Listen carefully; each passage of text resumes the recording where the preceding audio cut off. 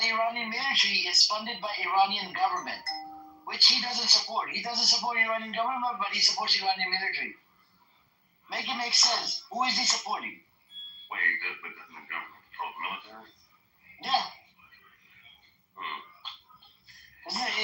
Aren't these people idiots? I concur that America should support the military say that all different story. Who's this guy, Big? What's your name, Big? My name is Big Boss, bro. One can say that if you support the military, they're funded by them, but it's just not the whole government. It's just a tiny part. If it could be good about it. Over the money. The army gets about $4.6 billion. What are you talking about? Tiny part? That's a big amount of money. It's because it's always been under pressure. Oh my God! First place in area. Most of the armies in the IRGC and not the army. In every single country, the government funds the military. Are you Iranian? Who? Did you just make fun of our accent? No, bro, I'm black. Yeah, you sound Iranian. Stop the cap. Yeah, I'm not Iranian. I'm from Jamaica, bro. You're not Iranian. Do you support Reza Pahlavi?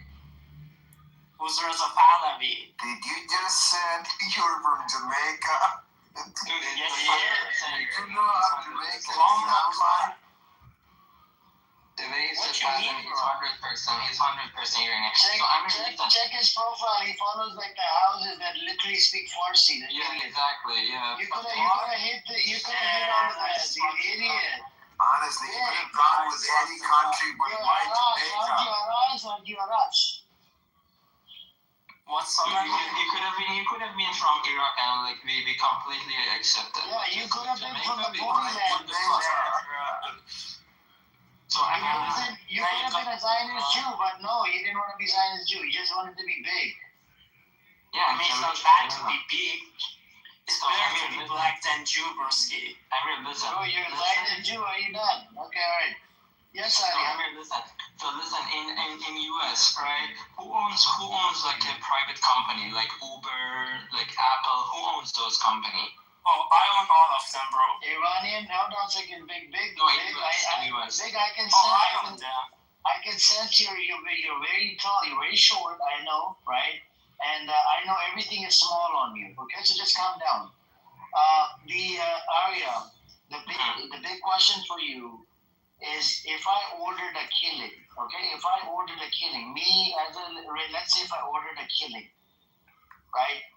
And you support the killer, but you don't support the person that ordered the killing. It make sense. It doesn't make sense. When I get charged, Adia, hang on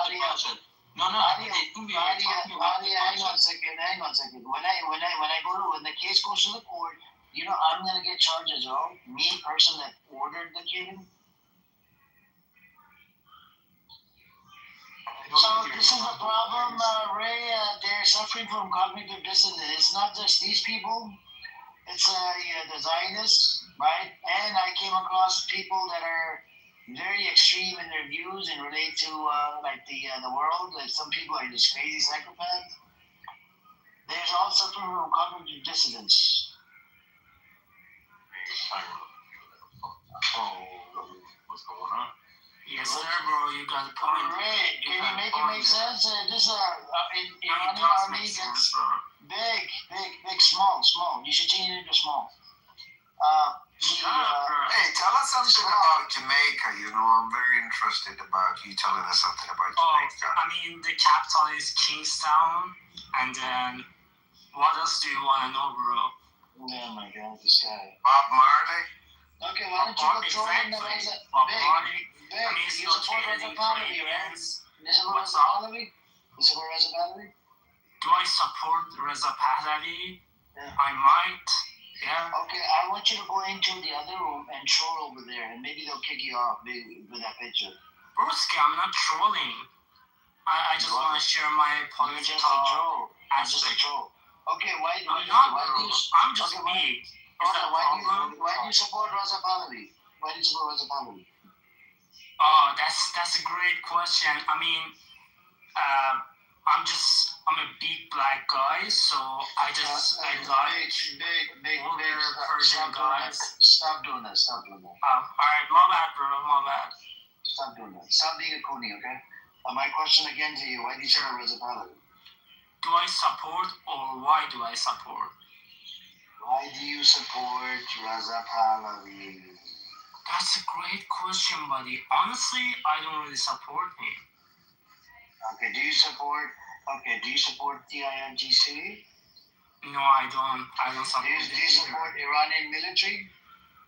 No, I don't. Because if you don't support the government, at the same time, you can't support the military either. There, you're saying, oh my God, Ray, he's a sane Iranian. Oh my God.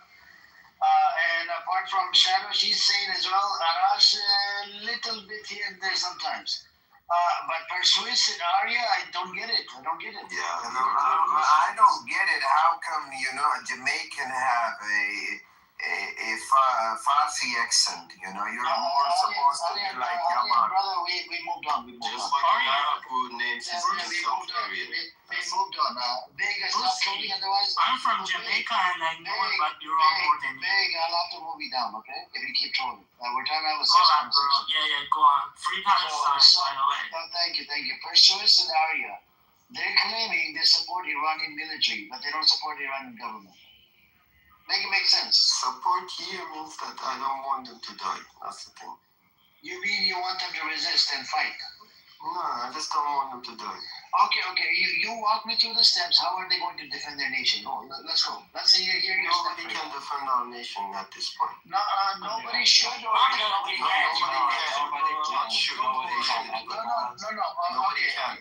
No. Let's say if people can, who should defend your nation? So what do you mean by defend? Like, what are the steps that we need to do that According to international law, if somebody attacks your nation, you have the right to attack back.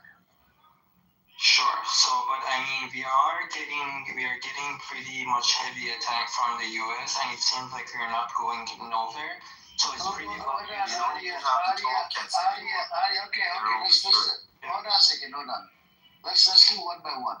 So, does Iran has a right to defend against America and Israel? Yes. Okay. How should they defend? I'm asking you a question. Don't tell me what they have, what they don't have. I said, how should they defend? Give me, according to your understanding, how should your country defend if it's under attack? So I mean, if there is any hostile entity coming into the country, they can shoot it down. If there is any sort. What? Oh, I just said you sound zesty. My bad. Okay. I thought you said you sound spicy. Yeah, they can defend it like that, but I think at some point after like a couple of days when they see they cannot shoot down anything anymore, then they see the war is not going nowhere, then they can surrender, like exactly what Japan did in World War II. So the Iran military, I don't think they surrendered in Japan. America They were forced to surrender. America could not handle the smoke, so they just had to throw a nuclear bomb. Oh. That's what happened. America, was in a lose-lose situation. No, I mean, I don't think America is in a lose-lose situation. Okay, then why did they use a nuclear bomb on Japan? That's you, Amir. That's your country where you have citizenship right now. No, the U.S. government. No, I mean, you are part of this country, right? I mean, yeah. U.S. Canadian. Yeah, so remember, U.S. Canadian. these people are so confused. Yeah, But I wasn't around back then. Oh, I thought you were talking about today. No, I'm talking about World War II. Forget about World War II. So we are saying once the country is facing an issue. He lost the debate. He lost. Oh my God! Just say you lost. Just say Arya, you lost. Yeah, I can't debate you over here. On Japan, I can't debate you. I mean, can say you're a lost nation. That's true. I didn't say lost nation. I don't think we're a lost nation. I think just in this war we kind of lost. Amos. I think, yeah. Amos. I like the you. whole part is here. I like you. What is He's old fart. What? The, You said that about yourself and your parts didn't work. Now he's an old fart. Just leave it at that. Leave it at that. Perseus. He Yeah, is an old fart. you say Perseus, so beautiful. Perseus. You have missed The me, question brother. for you, the question for you Yeah. is how could you support the Iranian military and not support the Iranian government because the Iranian government cuts the paychecks? I mean, we can play this until the morning, yeah? But just so that Okay, your point, make I it don't make sense. support Where the are they getting military money anymore. from? No, I don't support the military anymore. You see, I identify as Canadian from now on. he cannot be trusted, right, in real life. He's actually, he gives me traitor vibes. So I mean, if you get Whatever, yeah, I'm a traitor. I'll tell you I'm a traitor exactly to my where they get grandpa. money from. Versus I'll tell you where they get money from. They're not getting their money. They're not getting their money from the government. He got cornered because he can't win this debate. No, man, it's Exactly. privilege, You you know? lost, They you gain lost, privilege. You lost. Like 2 weeks ago, before the You war, it was you gotta stop good lying. conversation. No, but you have to make it make sense. about, bro. Amir, you're talking about lies? Broski. Yeah, I'm not talking about lies, I'm talking about the truth. Amir, you're talking about lies, Amir. You are the biggest liar in Clubhouse. Big bison. No, Why I'm not the is truth. he a liar? Why is he a liar? You are, Amir is the biggest liar in Clubhouse. He's talking about lies. Well, what did he say? What did he lie about? You want me to start? I will not finish till tomorrow to count all his lies. Every second word I'm saying is a lie. It's crazy. Amir, Amir may or may not be a liar, but you're definitely a fool. There are lots of rooms in this clubhouse. Why did you choose a liar's room to go to? He does it all the time. this is my enemy room. It's all Muslims connected It's not all Muslims, oh my God. This So at least he's a liar that lets you talk in his room. And Amir, That's a very special type of liar. they come up in this room and they say always about the suffer of the Palestinians. Amos, They don't think about the suffer of the other side. Amos, And if the listen to other me. side is What being does the trying to commercial Suffer of room the Iranian people now. Suffer of the Iranian people. You killed 150 children in Iran, you little Oh B-word. man, this guy Amos is something. That's because of me. I always This is who you are now. What do you expect? He's Israeli. Amos. Not 150, 185. 185 children killed. You killed someone. You in America killed. Amir, You're the American Amir. Amir, tell me I what don't know, I these people. I might have to step in myself. I warned you guys. Hey, look, the Jamaican. What are you gonna explode now? Who is this, Joe Fraser? Who is it in the I mean, I got two Yeah, man. big guns, so you gotta be careful, bro. You sound like these teenagers who mullahs fuck after praying. Yeah, man. You sound sexy too, broski. Anyways, bro, What's your let's IQ, keep, bro? let's keep, Precious, I know you're into a bunch of us, just keep it to yourself, okay? Anyways, hold on a second, hold on. Kelly, did you have a question? Did you see how Precious is inconsistent with his position? He changed his position every time they pray. Only Free Also, Palestine. I got a question. Hold on a second. Amir. If you get your money, go ahead. Be Freeze. quiet. Hold on. Hold on. Oh, man, this guy Amos is something. If you get your money from a bad guy, that doesn't make you a bad guy. Maybe you're getting your money from the bad guy to do something good. Couldn't that be possible?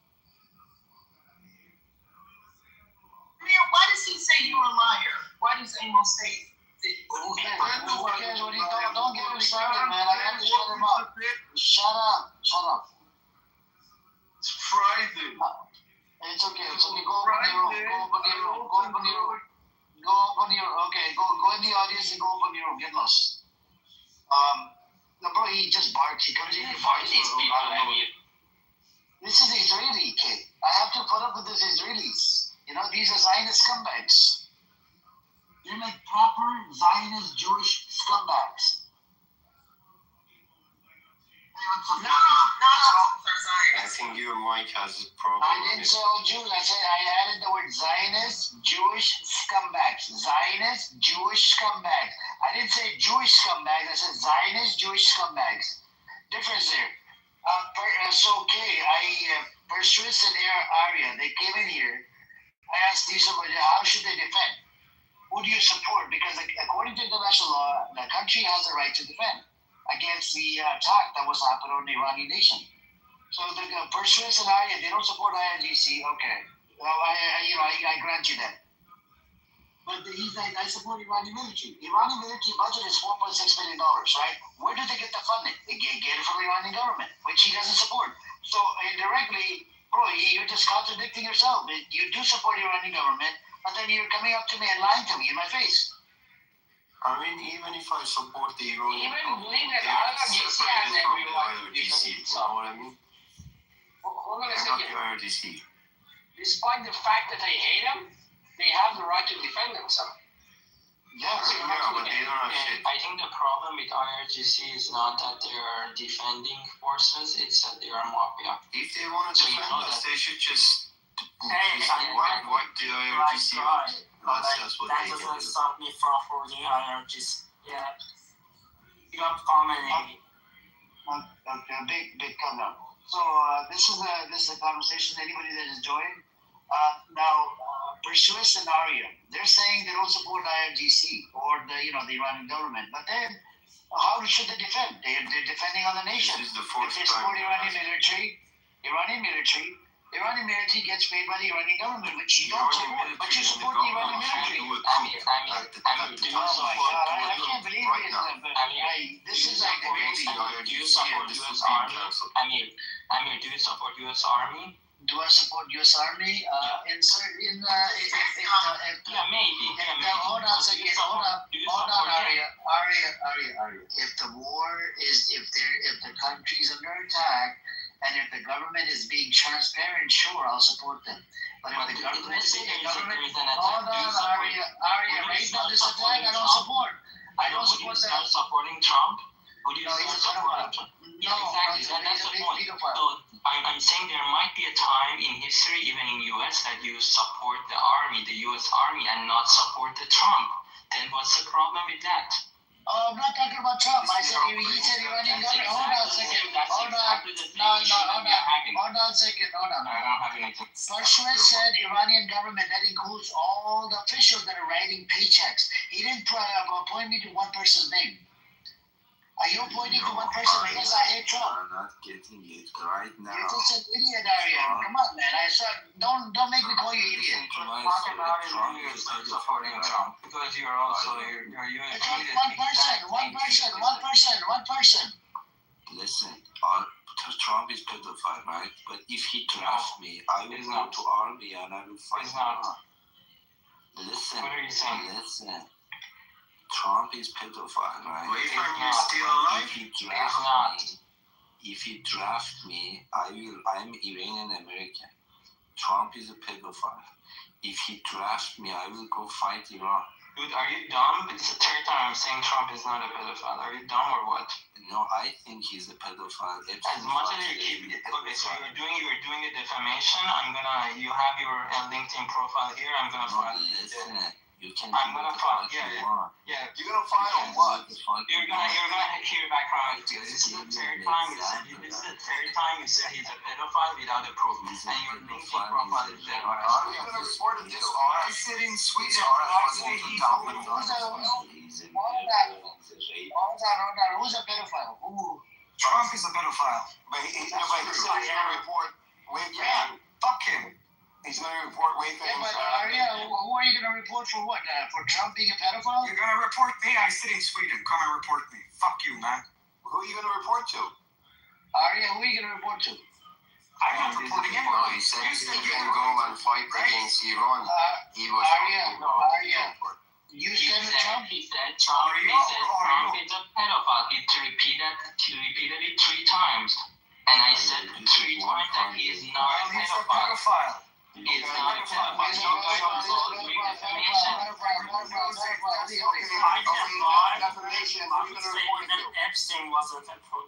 Edward, it's none of your business. You Right, can guys. report it. He was just trying to have fun. You see how fucked up you can be when you are raised in a totalitarian regime. This is the thing. I just want to know who I can report this to. Can I say something? He I want to thinks report there it. is Tell me something to how to do report. it. Yes, He just said at FBI. Can you FBI? report FBI, Ari? You report Wei-Fang for saying that Trump is a pedophile to the And FBI? and His something name is else. Wayman. His name is Arash Abedi Jabari. He was in Taiwan. And I'm gonna report that guy. Okay, Aria. Do you remember you got doxxed a couple days ago? Do you remember? This is what you took the picture of. Do you know that I know the person that doxxed you? Yeah, no, you don't know the person. Just calm your tits down. You don't know the person. Calm your tits down, Aria. Calm your tits down. Don't go down that path. You can't accuse people of something they didn't do. You can't accuse people of something they didn't do. Aria, respectfully, don't play games with me, okay? Don't do that.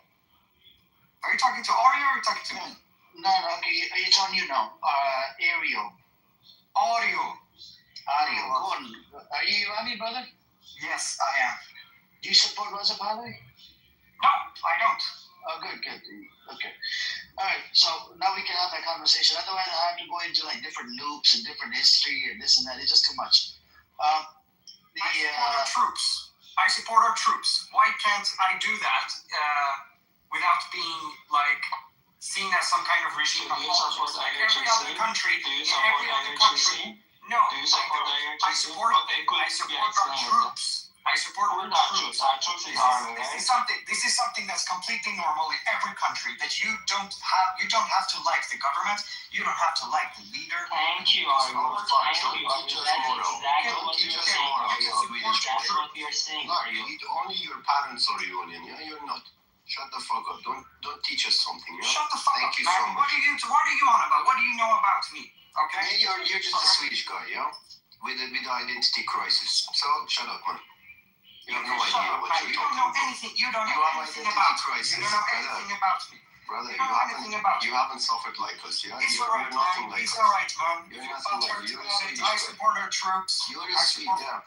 I love our Sorry, troops. you're This putting identity exactly what crisis is you killing have, you, and bro. I agree that it's so. This Please identity explain it to crisis Annie. is killing you. So You're not white, you're not explain it to Iranian, Annie. you're fucked, man. White I feel people. sorry for you. Sorry, do you even speak Farsi? Hold on, When was the last time you were in Iran? About 10 years ago. Do you know how IRGC function? Yes, I know. I don't And care. you know I they're mafia, support our right? troops. When a foreign entity invades us, that's the principle. When a foreign entity Yeah, they invades have. us. By the way, according to international law, I'm sorry, man. Every other country, this is completely normal. We don't have to like the leadership. I understand. According to international law, any country that gets attacked has the right to defend themselves. Exactly. And this is what they're doing. So there are a lot of Iranians. Even though they don't like IRGC, they would do a temporary switch around to protect their nation, protect their people in Iran. And it's a normal thing. They did that during the 12-day war as well. People switched. Even the Raza Pahlavi scumbags, they switched. Exactly. Do you support the government? Do you support the government? In times of war, I do support our army. I do support our armed troops. I do support, yeah. So that's the government. case. There is, yes, when there's war, for fuck's sake, okay? It's the same thing in Ukraine, okay? Not every Ukrainian likes these Jewish guys, the But Zelensky. still, during the war, you don't support IRGC. They But still, support during the It's war, you because don't they have a support nation IRGC. state. They don't have nation state. It was destroyed 50 years If you can hang on, Aria is going to go on a long tangent right now. So, did you want to chime in? I know you Sorry, came up I after such a long said time. what I was going to say. I'm going to listen from now on. Okay, no problem, bro. No problem. Yeah. So, did you want to say something? No? Reza, you'll get a mic. Just calm down. So how are you? Just a second, sorry to interrupt. Let me. What is your let me just, stance? I support the army, but not the government. I mean, I don't know if I was talking to you or Argo, but yeah, that was nice. Okay, hold on. You support the army, okay? By army, you mean IRGC and the army, or just the army? Army is Artish. Army is only I know that. Artish. I know that. I support the armed forces. I don't care what they're called. Okay. Do you know that they threat the people that if they come to the street, they will kill them exactly like far worse than 8 January? Did you see that? Let me before you open your Let him fucking talk. mouth. Let I him feel talk. sorry for you, man. Let him I feel talk. sorry for you, right? Wake the fuck up, Living man. in the Look, man, I was Let him talk. 12. I was 12. I was IRGC, yeah? You don't get the team. Okay, look. Let him talk. Okay, keep going on. How you going As I now? told you, Please don't as come I up told with you, like- as a matter of principle, okay, we have internal issues. This regime needs to go. Okay, I'm totally with that.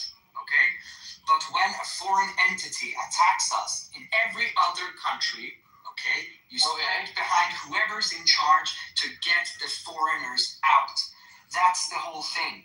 It's the same. Ukraine is the same in every other country, right? So I'm so fucking tired of you people living outside Iran. Did you see those Afghans and these black guys? They brought them, shut the fuck up. They brought and they were marching with Kalashnikov today in center of Tehran. Did you see that, are you? That's violent. Okay, I don't care. You know what? You know what?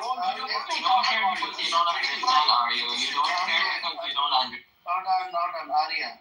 It's a conversation. Okay, if you can please make it quick, I need to pass the mic to new people on the stage. Are you, this is a personal question, so feel free not to answer. Are you a US citizen? No, I'm a Swedish citizen. I told you. Okay.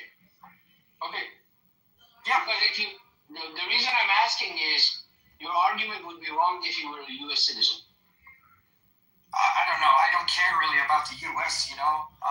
You're right. You have to support US troops as well. If you're a US citizen, you have to support US troops. Arya, don't come off the mic. Hang on a second, Arya. Please respond. I need to pass the mic to new people that come on the stage. Sure. And So, did you want to say something? I mean, Hang on, Arash, No, please. I put my principle. Okay. We have internal issues, but when we get invaded by a foreign entity, okay, so people have to do their part. Okay. Hang on, I don't care. I told you, Arya, you're not going to come off the mic, okay? I need to pass the mic to new people. So please hang on, Ariel. I need to give the mic to new people. So, did you want to chime in, or you're just listening? I want to wrap up. One thing I don't understand is... Please hang on. I got to give, because there's new people, they've been waiting. Let's see. So, if you, Amin, did you want to say something? Sure. Just wanted to say hello to everybody. Glad to see this room is still going. Amir, you're doing an amazing job. I don't know how you managed to be so patient. Thank you, bro. Thank you. Appreciate it. How you doing? Are you okay? Yeah, I'm doing all right. I'm just, sorry to hear that this... You're one of the sanest person on this app as well. There's a lot of insane people. Like, we have this guy, Arya, Persuas. They're all insane. Well, I think everybody's charged up, right? Because of, whatever they're... No, but I mean, make it make sense. He said he supports the military, right? He supports the Iranian military, but doesn't support the Iranian government. The Iranian government has to check with the Iranian military. It's directly supporting the Iranian military. I mean, Iranian government. Yeah. So, I don't know. I mean, this is a kind of a messy situation. I think, historically, we have this situation where shahs and people of power came out of the military in Iran, right? And so the military, sometimes you have a situation where you have martial law, right? And you could conceivably say in Iran, it has been under a state of martial law for a long time. We have IRGC kind of providing that function of keeping the state in a sort of militarized mode. And it has to be, because it's kind of been on the back foot since the revolution. And even before that, I feel like Iran was on the back foot. The time of the Shah, the time of and historically, Iran has been invaded. Mongols, Alexander the Great, like Europeans, like people came and attacked Iran all the time. So we have kind of a culture of being in a position of defense. now this distinction between IRGC and the military, I think, is an interesting one. I mean, for me, I also think that maybe, people talk about amnesty for the people that have done terrible things in Iran to Iranian citizens.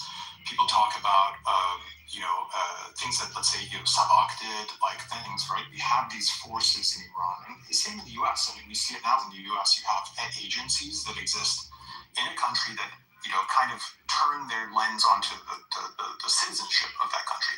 And we saw this in Eastern Bloc countries, Germany, East Germany, Russia. There's a lot of even in Israel, there's a lot of monitoring of the population by agents within that population. So again, I don't know. I mean, we think about what are we trying to do? I think Iran does need to defend itself, of course. Is that in the policy? Is that part of the remit of IRGC, or is it the remit of the army? I would like to see it be the army, and then also a change in the government. I mean, how much of the Iranian government has been killed already? I mean, quite a lot of people at very high levels in the government have been killed. It's not the same entity right now as it was even a few weeks ago, or a few months ago, 6 months ago. Completely different group of people are running things right now. Would you guys agree with that? I don't know what the room thinks. I agree with you. Just, it bothers me. I mean, the country has a right to defend. But at the same time, you don't stand with anybody that's resisting. Like, you don't want to, then how should a country resist? Well, it's difficult. So for me, right, I come from the Baha'i religious minority in Iran. It's very hard for me to stand with IRGC. Because forget the IRGC. I'm talking about temporary.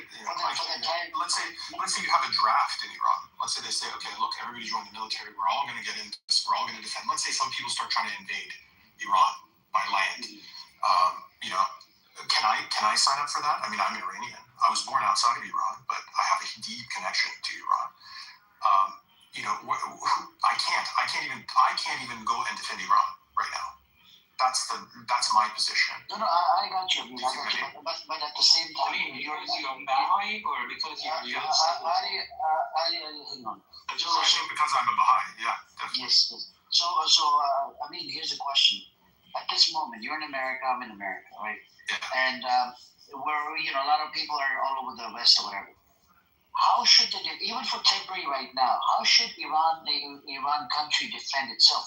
Should we stand for temporary for the time being? Should we stand with the resistance fighting forces?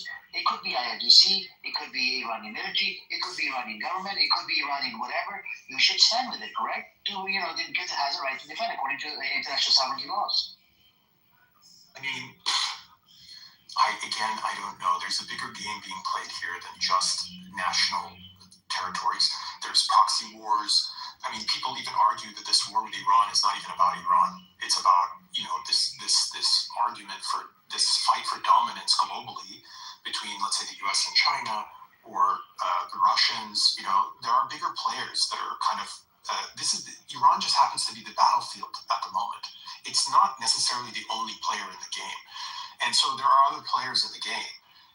We have to look at the general larger picture of what's happening. It's like the Iran cutting off the oil, messing with the economy, all of these things is part of a game that affects other countries too.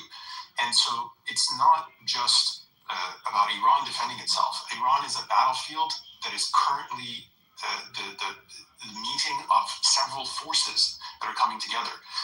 Iran, yes, can defend itself, sure, but China and Russia may be assisting Iran in its defense.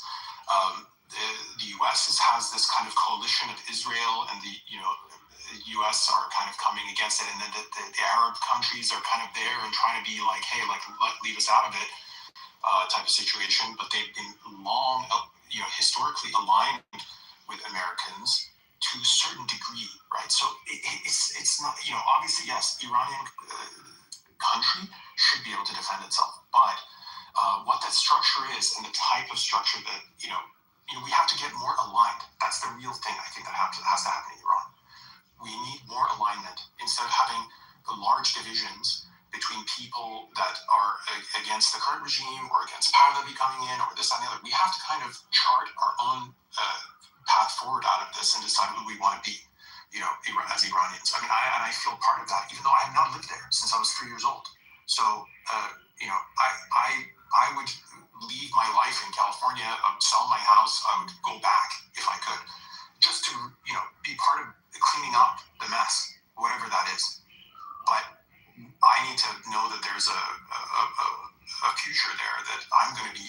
not. So we have the situation of a religious state in Iran, which I don't agree with. I don't agree with it being a religious state, and that's the same problem with Israel, is that it's a religious state.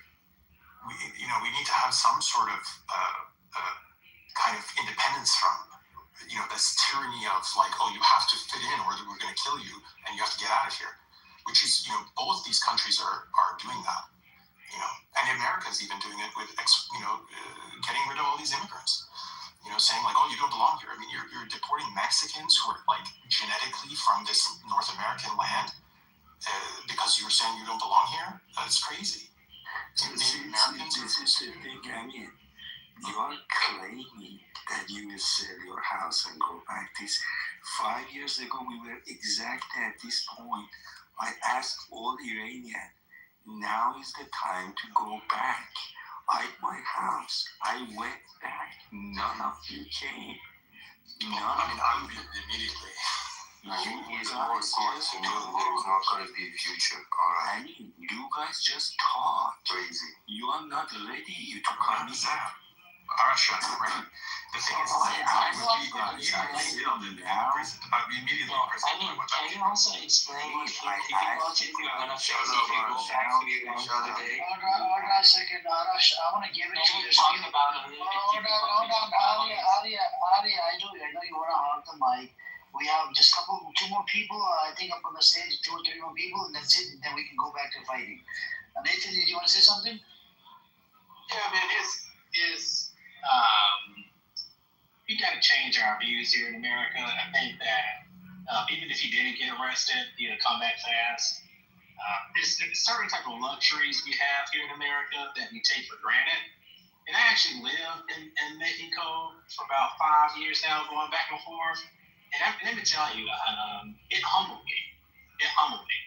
Because 1 week, the whole city of Monterrey ran out of water. There was no water. I was like, what? That's the first time in my life I ever experienced the area running out of water. So it's easier for people to say these type of things.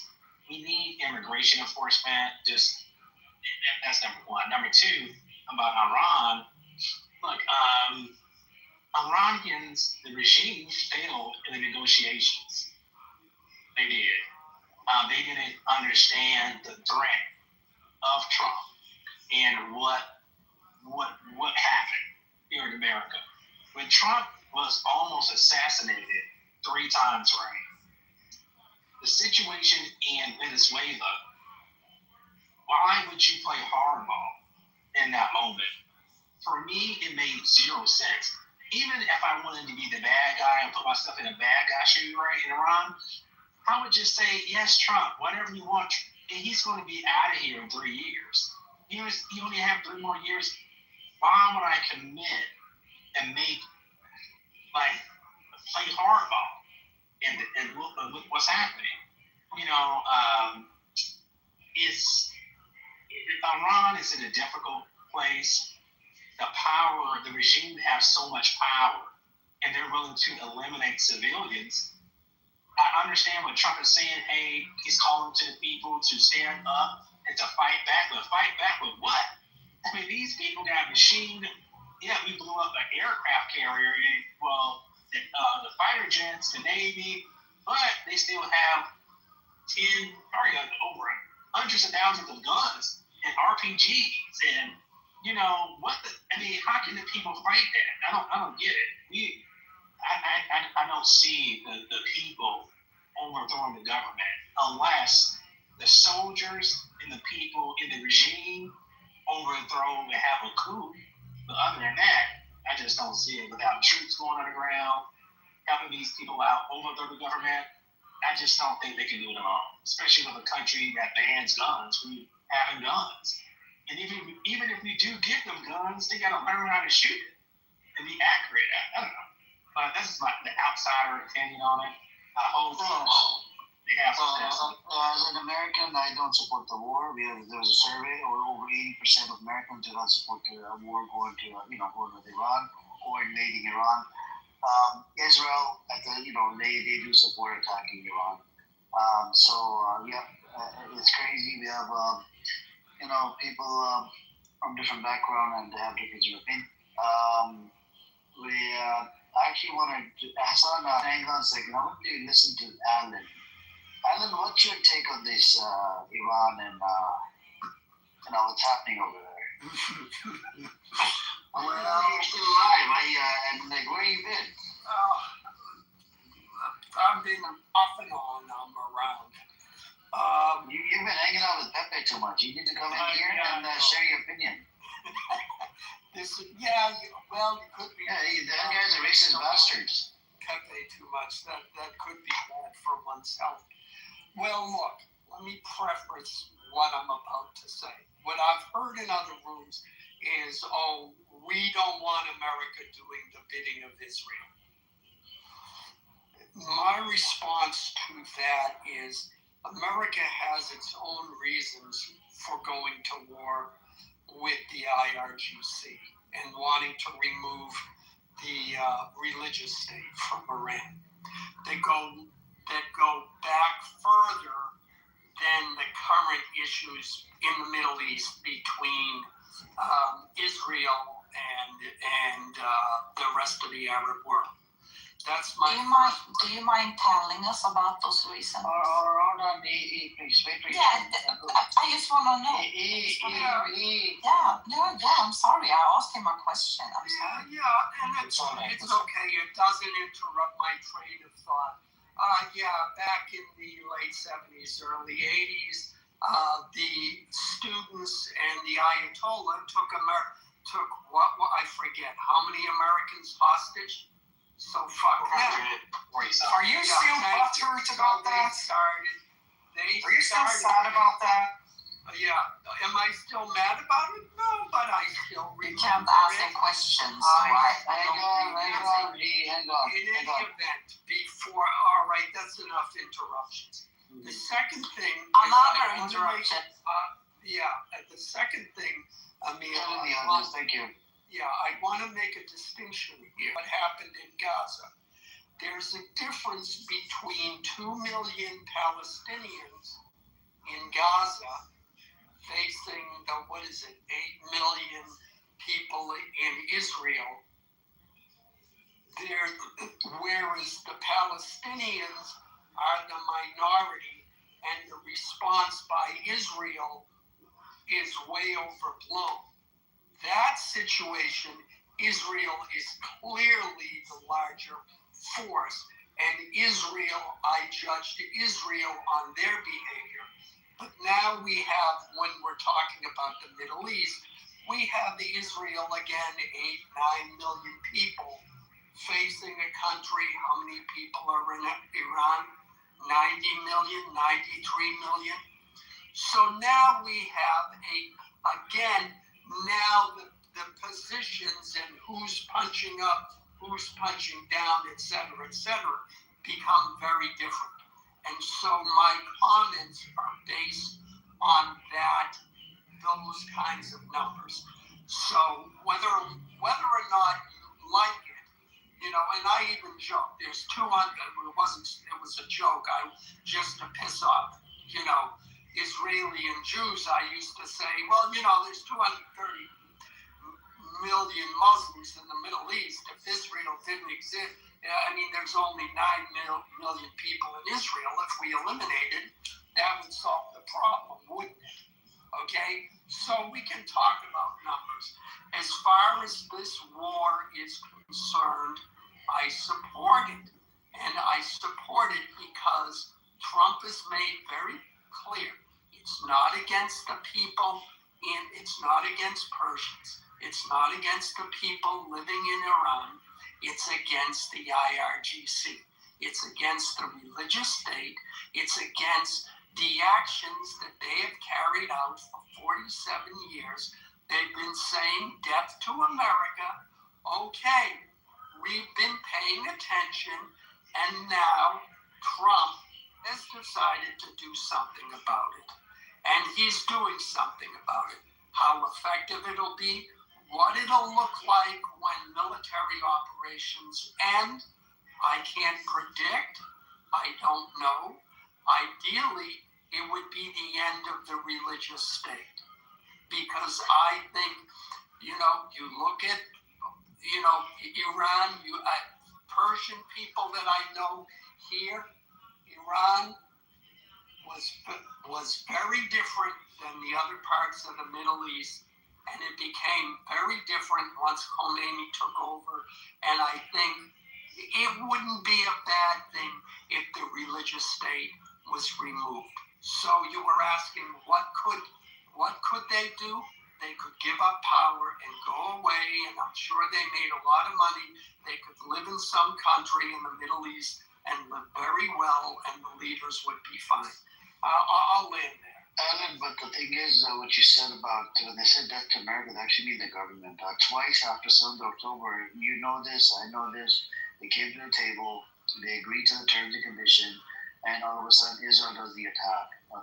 In the last 61st day, and this time was, the Oman FM, Foreign Minister of Oman, he came out, he said they agreed to the terms of uranium enrichment, the stockpiles and whatnot, and, I can give you an article from Al Jazeera. There's a Foreign Minister of Oman, he came out and he said it.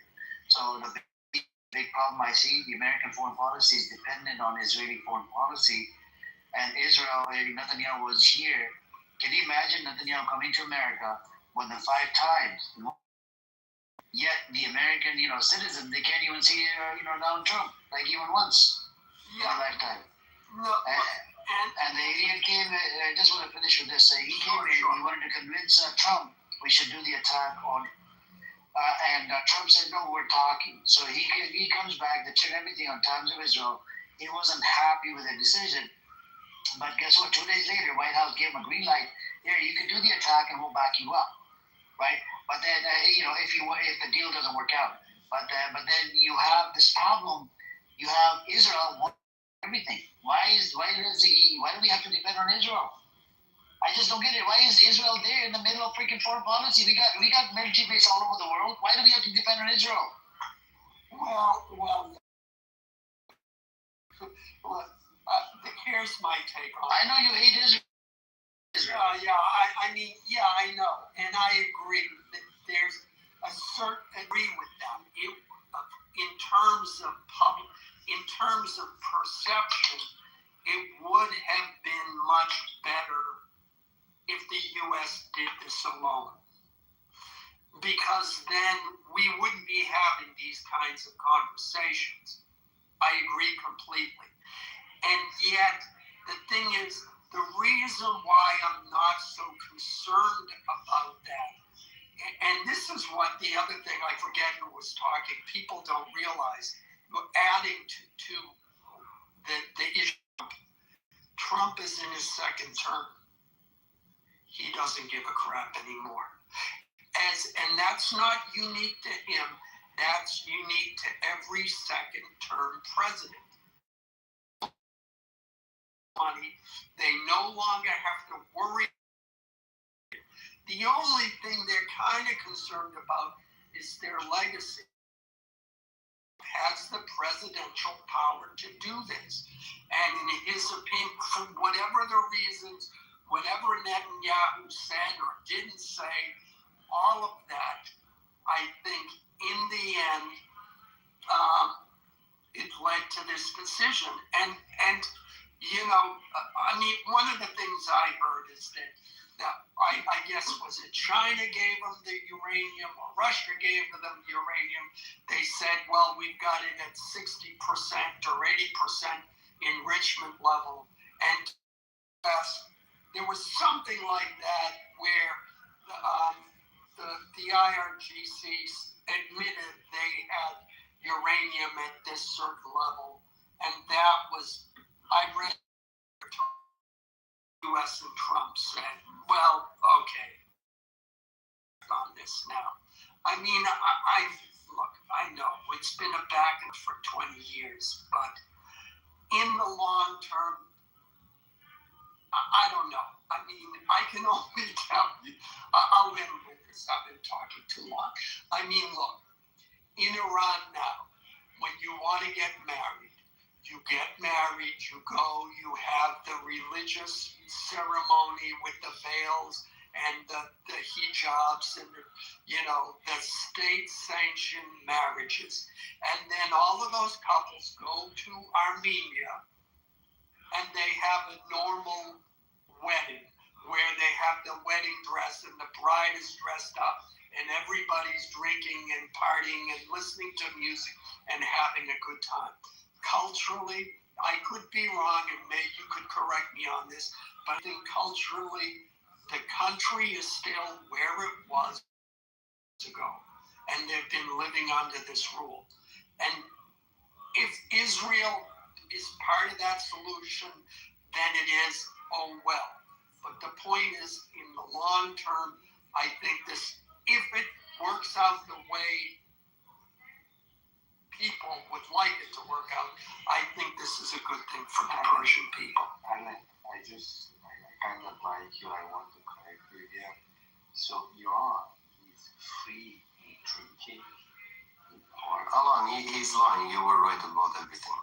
Yeah, yes, Yes, thank you. no apologies. Points. God bless you. Hold on, Aria and Precious. Let Arash finish, and then you can have one verse at a time. I grew up in Iran, so when my cousin got married, we party. Yeah, there is a religion after the religious ceremony is over. Even in that religious, the mullah which comes, all the women are dressed up. And the mullahs have the best time of their life. They see all these sexy women when they do that thing. I saw it in my cousin's wedding. I saw it in like 3-4 weddings I attended myself, and this is like 15-20 years. Right now I bet it's much more relaxed. So I think you are a little brainwashed, Alan. No, Alan was 100% right. The thing you're saying is for ages ago, man. Grow up, man. Grow up. Calm down. Precious. Let me end this dispute. Alan, my family's from Armenia. I'm not making this up. I'm just telling you. I'm telling you. Did you hear that? Hold on. I grew up in Iran. I understand your family. I in the city that I live, we are the neighbor of Islam, which is all Armenia. So I kind of feel it. They may go to Armenia to party.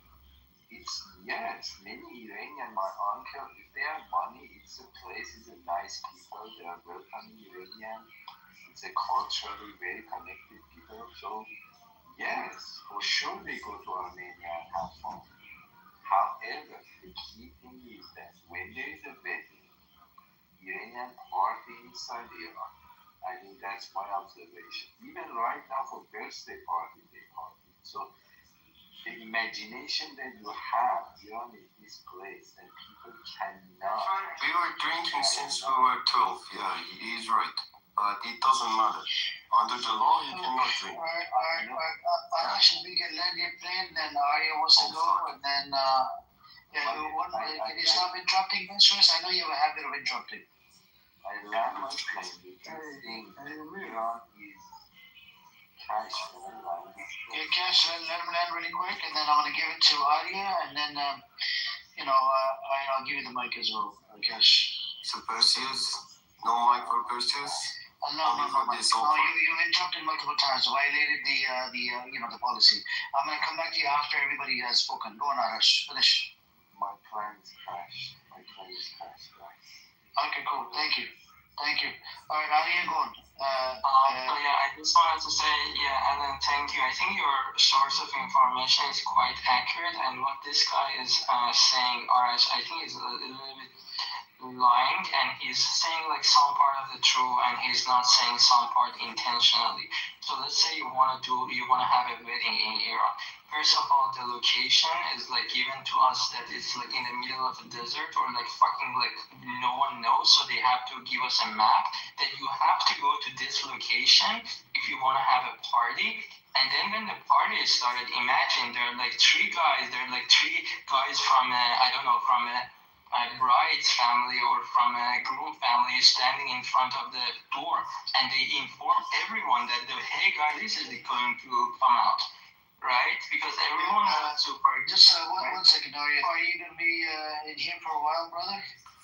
Yes, Amir will be. Are you able to mod? Sure, no problem. Yeah. Because I have to do something, I have to go answer some calls. So just say, Marty, you can run it for about 20-30 minutes, I'll be back. Okay, sounds good. Go ahead, Arya, to continue. So yeah, that's the, so if Arash is saying people are drinking, they're drinking under this situation. There are like two people watching for police. Everyone is hiding what's happening inside. And if the police come out, the police get like close. Everyone put on hijab. Like the alcohol gets get thrown out. So this is like fucked up situation. So yeah, I think you were completely right. And yeah, thank you. So after Arya was Cash, and then first person have the mic as well. K wants to speak as well. So Cash, Persuas, and then K. Go on, Cash. You know that the synagogue got attacked from Michigan was the idea of approval center? No, it was a big supporting synagogue supporting a whole bunch of troops and shit to Israel. And the person that did do the attack, I think he has lost a lot of family members in Lebanon. Yeah, that's right here in my, that's right in my city. I'm right here around all of it. Oh, wow. Be careful, man. I ain't gotta be careful. They ain't gotta be careful. I'm chilling. Nothing happening over here. It's just like where they did that at. That's not our city. It's like it's a couple miles out. It ain't far at all, but where the guy from must have had did it. He's from like right up the street. Like people know him from around here and everything.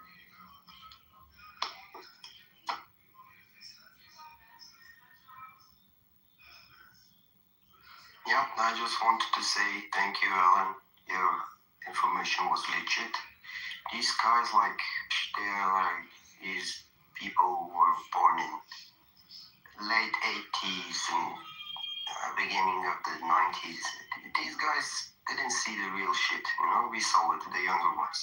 These guys, the university, the economy wasn't that bad. In the Shah's time, we had some assets that the Islamic Republic lent, and just the economy was working. It was still a mess, but it was working.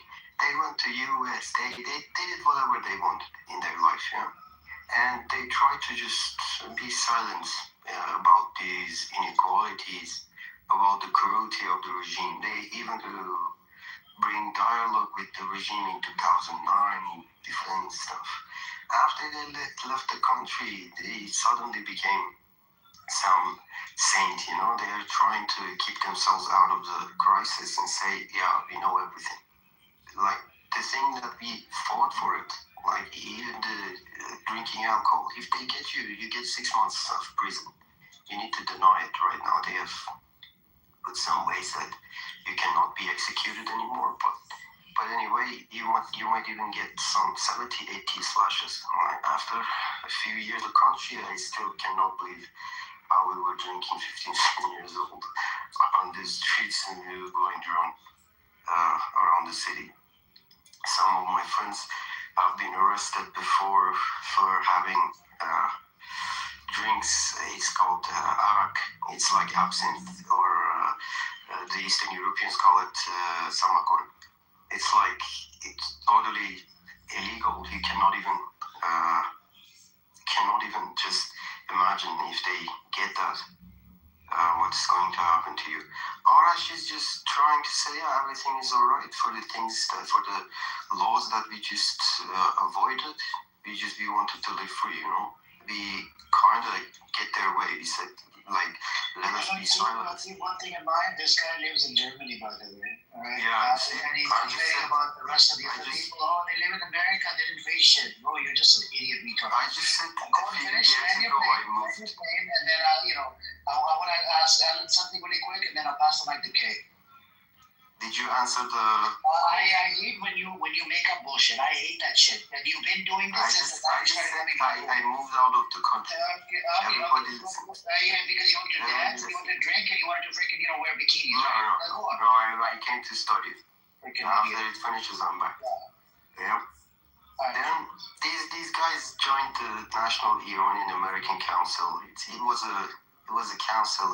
People like ours, these old fucks. They chassis shits. They were all inside this organization. They were trying to just whitewash the regime. It's their job. For the things that we were avoiding, they are trying to make it like the regime has given this right to us, but we have fought for it. And is mentioning parties of Iranians in armaments saying that Iran has freedom. I don't know how you can just freedom that is can achieve in Armenia. Anyway, this whole fun. Don't take him serious. Okay, thank you. Alan, this cause is not about parties and porn and this and that. It's not about that. Exactly. This war is about nobody's. I don't want your confirmation. Just shut your fucking mouth. So Alan, this has nothing to do with any type of the porn and entertainment club. How's it?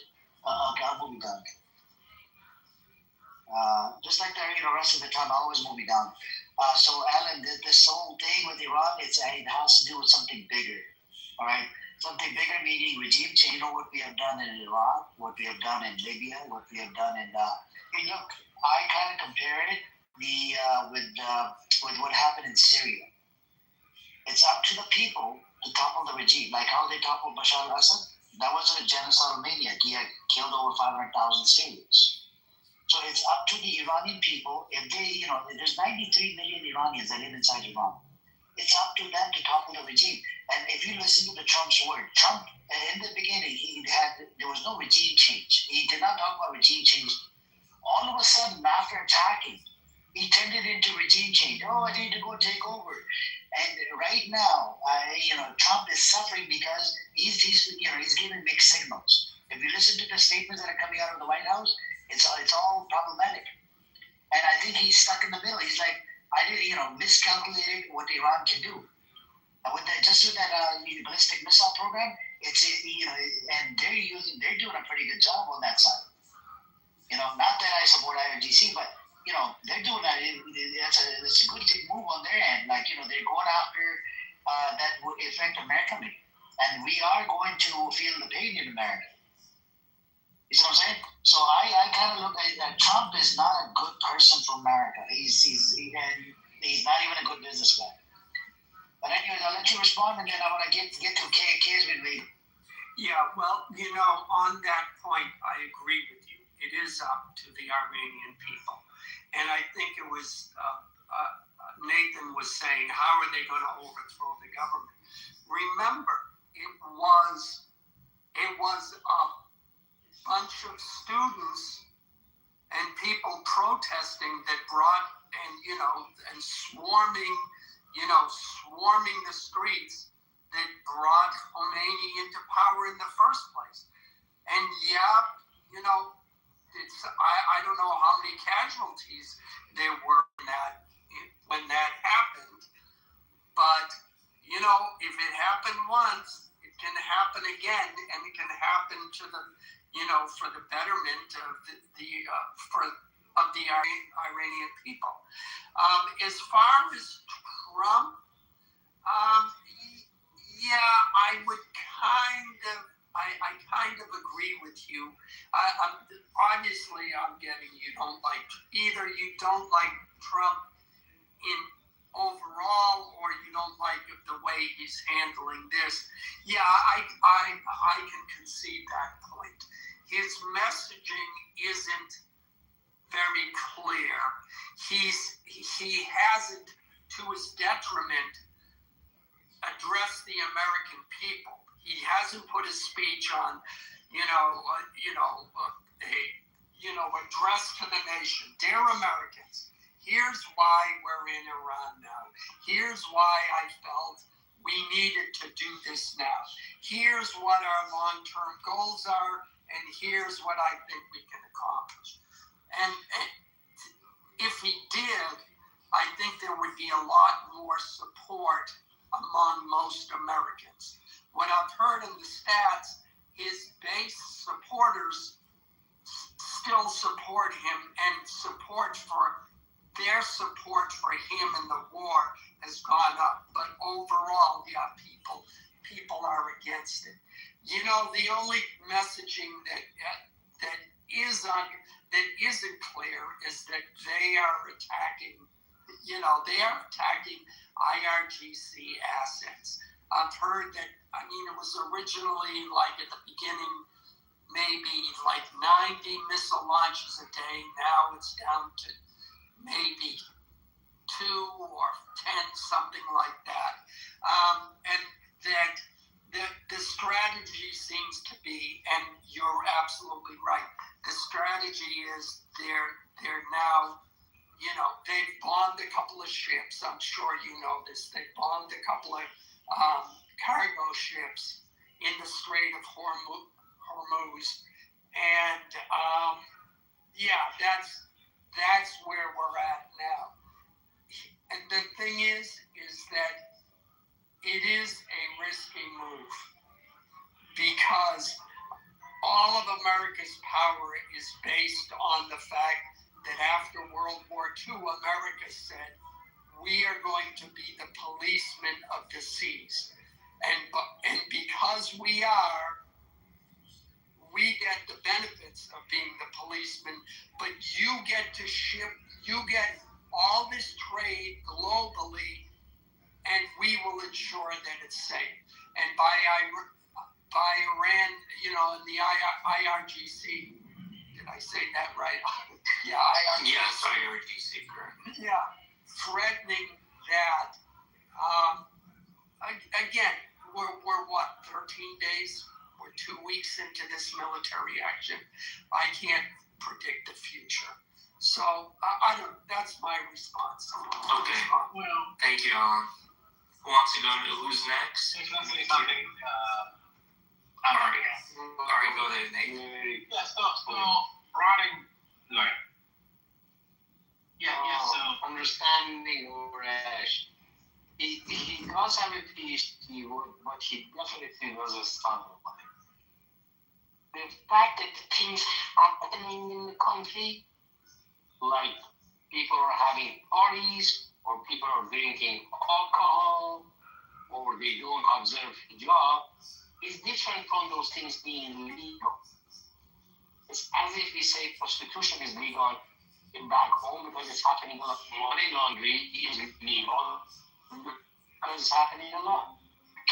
There's somebody me. This doesn't make. Yeah, what he was saying, but I'm gonna go next. So it's like, I don't know who. I think Amin said that it's bigger than Iran. He's right on that. It's definitely bigger than Iran. What happened when the Ukraine war started? Who was giving Russia, long-range drone missiles? The Shahid, I think, right? Iran was. Iran regime was giving them massive amounts of long-range drones. Actually, so much so that Russia started to reproduce it and make it as well. I think it's about China, North Korea, Iran, and Russia. Those are the adversaries of America. And taking out the low-hanging fruit, like Maduro, Venezuela, taking care of Iran, that weakens China and Russia. I don't think that Iran developed their hypersonic missile without the help of Russia. I just don't think so. I don't think they did. I think that because of what Russia been doing historically, they haven't given China their military decades ago. They reverse engineered it to what it is right now. So I think it's a lot of big players involved between China and Russia. Russia's not happy for our proxy that was created by Biden in Ukraine. Ukraine is our proxy. We give them weapons, money, fuel to continue to fight and pretty much kill Russians on our behalf. Same thing goes with China, Russia, North Korea. They have all shared interest about it. And that's where we are right now. China's building one of the biggest armies the world has ever seen. And I think about 2 to 3 years, they will be the biggest army by the number count. the numbers about the Navy. I think they already have more Navy vessels than we do. Combine that with the more enlightened, more closer together relationship between Russia and China with America, or Ukraine, China and Russia together. They have like a treaty. And these other countries, I mean, we have North Koreans fighting in Russia right now.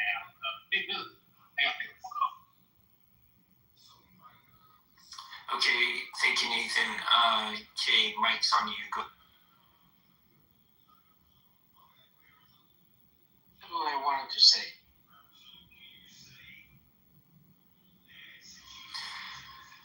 Okay, something. I'm asking you any question, right? What were you, Nathan?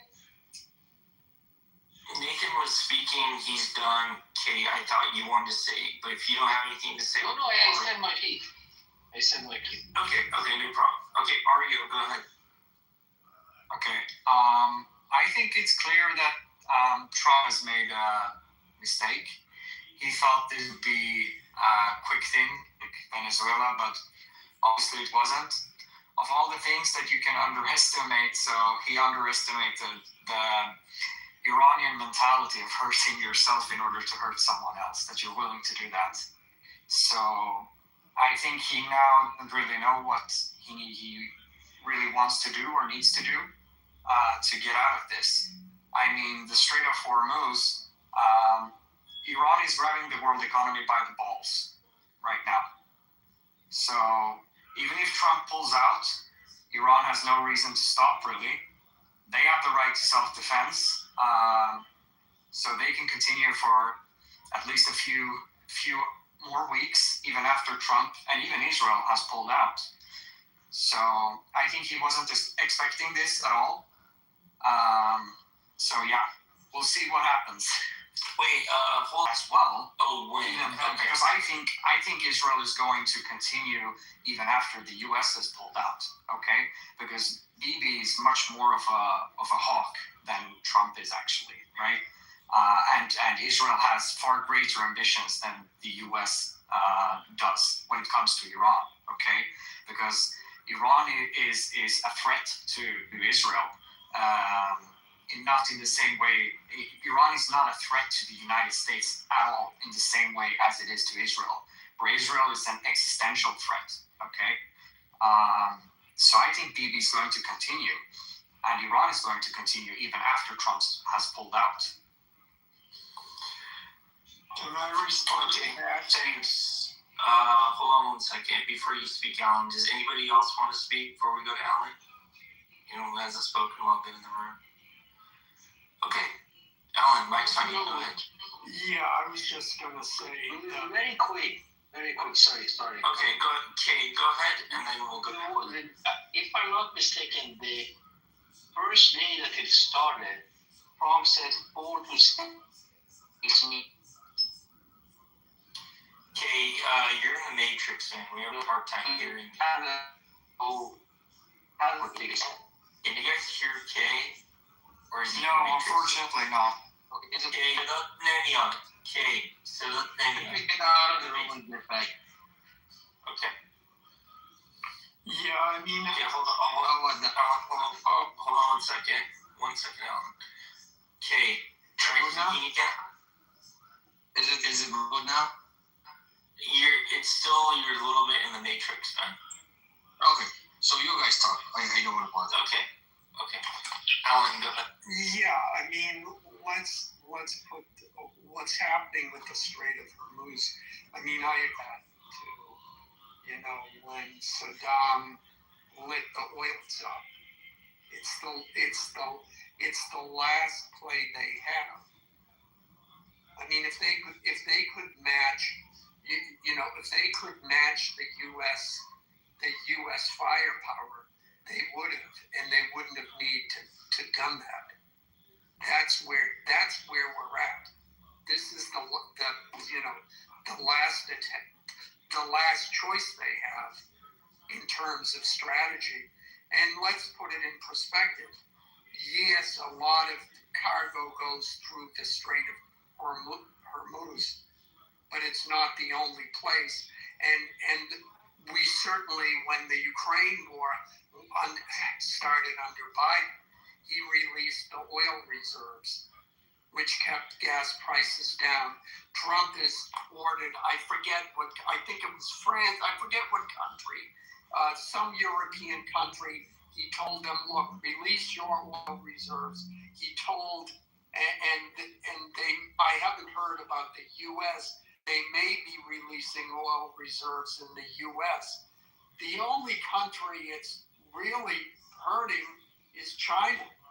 There are now reports of there are huge gas lines of people in China in their cars lining up to get gas before their prices go up. So I agree, it is strategically, it's the move Iran had to make. I'm not, we can be dispassionate about what each side is doing in this war, because it is war, and in war, if there's something you can do to hurt your enemy, you do it. You don't say, well, gee whiz, I might feel bad about it. No, that's the play they're doing. I just think it's the last play they have. And I think that, and I think they know this too. It's all a matter of time. Sure thing. Yeah, may I answer?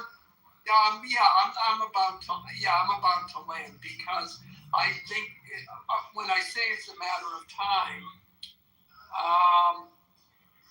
because everybody knows if this drags on for a long time, Trump will lose less support.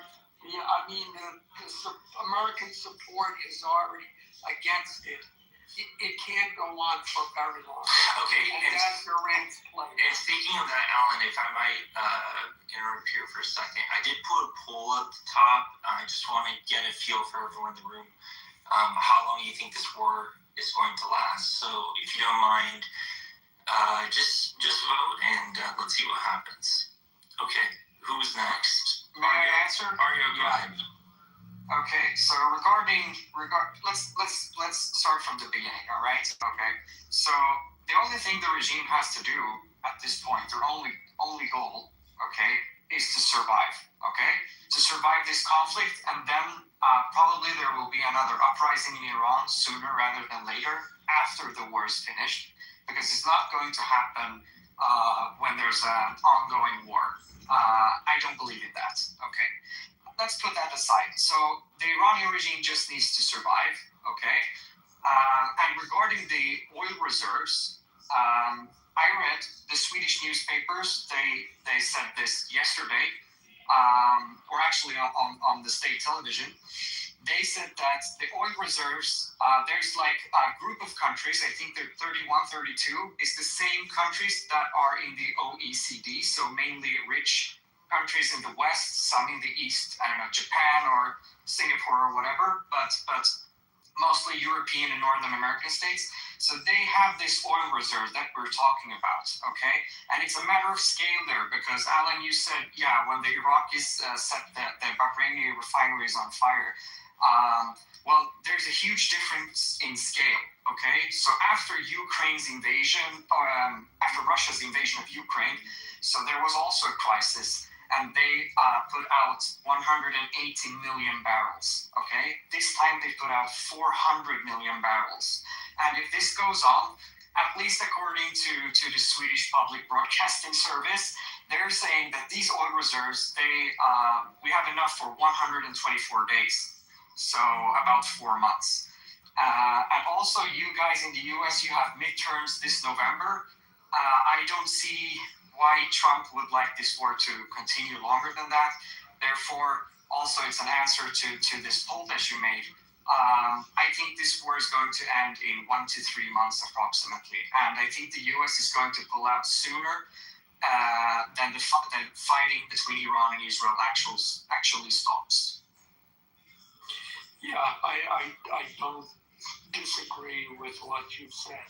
And I think it's an objective assessment of what's going on. It's just, what month are we in now? We're in March. Yeah, I mean, I think you're right. I think it'll go on. He'll figure out, regardless of how it's going, he'll figure out get out of it.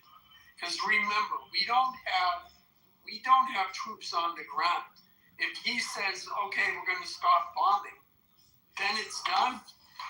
Alan, just to add to that real quick, this morning in the news it was reported that 2,000 Marines were being shipped to the Middle East from Japan, from Okinawa. So who knows what the real reason for that is, but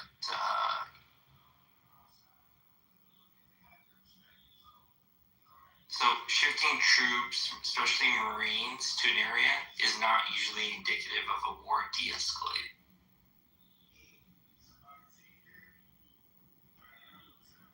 Was that a question to me? No, I was telling you, Alan. Alright, sorry, I wasn't paying attention. Did Alan disappear? Yeah, Can't see. It looks like he just left. Okay. Well, so what do you guys think?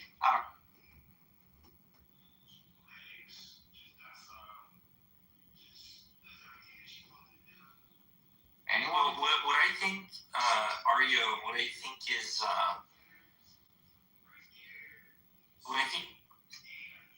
this Iranian regime realizes that they can't just, like, let's say a ceasefire were offered today. I don't think they're going to take it because they don't want, U.S. and Israel just to come willy-nilly bomb them, in another 6 months. Exactly. So I think most likely they're going to try to play this game, war of attrition, and they're willing to take the pain and to try to send a message. And if they, if a deal is made at some point, it's probably going to have to be something where it's going to really have to be worth their while. Otherwise, I think they're just going to fight tooth and nail to the end until either most of the IRGC leadership gets killed or there's enough defections where people, leave. There's a report that came out today that 2 Iranian embassy workers, one in Australia, one in Denmark, have defected and have asked for political asylum in their country. So nobody knows if this is going to lead to full defection in the system, but these are the slow steps that people usually start seeing when mass defections are about to happen.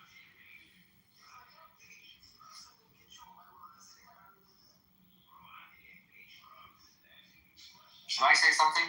Sorry. Yeah, absolutely. It's open, guys. Anybody wants to say something? Yeah, go ahead. Anybody wants to come up? Well, that was interesting what you said about. I also read that about I think two people working in the embassy, right? Some kind of diplomat. Yes. One in Australia, one in Denmark. Correct. I guess that could happen, but it's as I said, it's all about scale as well. So we'll have to see what happens. Of course. But I think 1 or 2 ambassadors, they're not even in the country. Okay, I don't think the ambassadors. Okay, I'm talking about ambassadors, not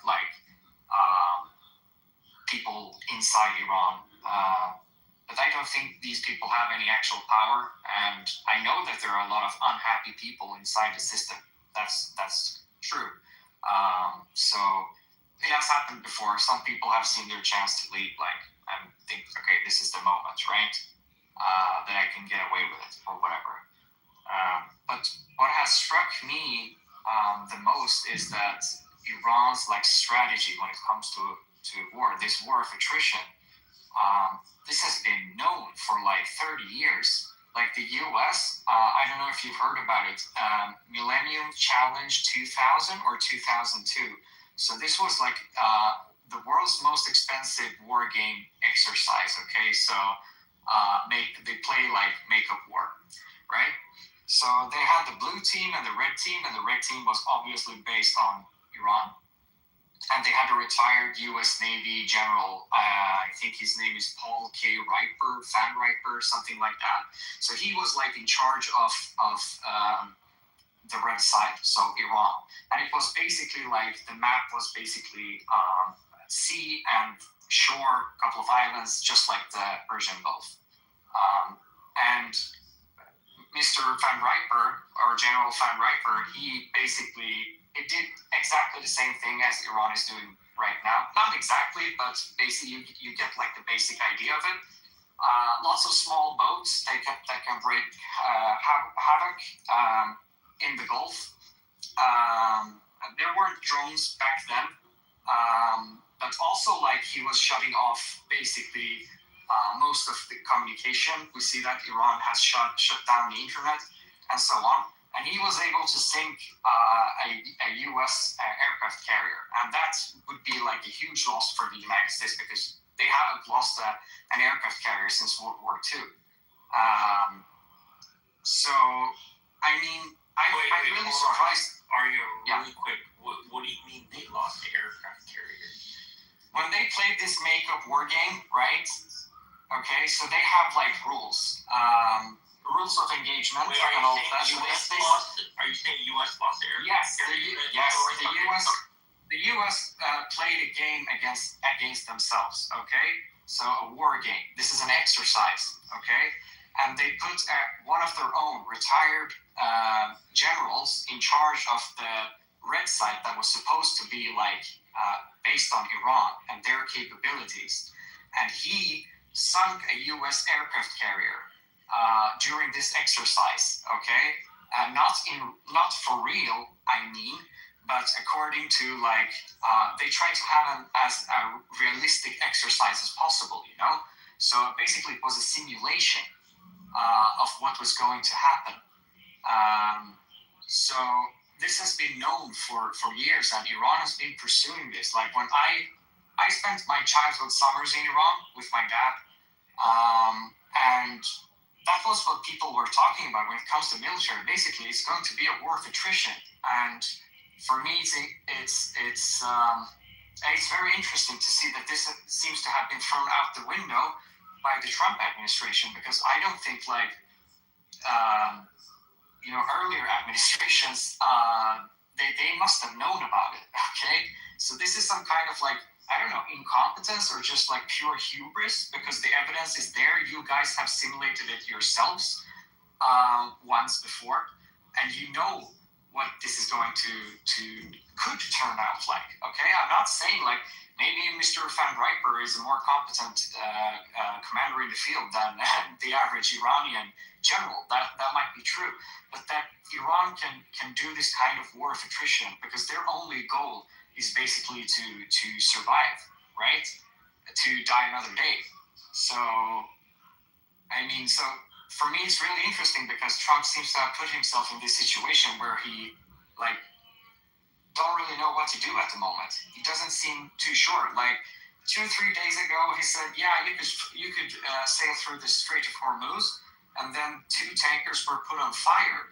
I was like, if you trust a word that man says, you that's on you, you know.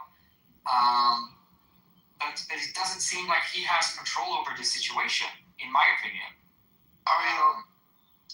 This scenario has been. Everybody has known about this exact scenario for like 30 years.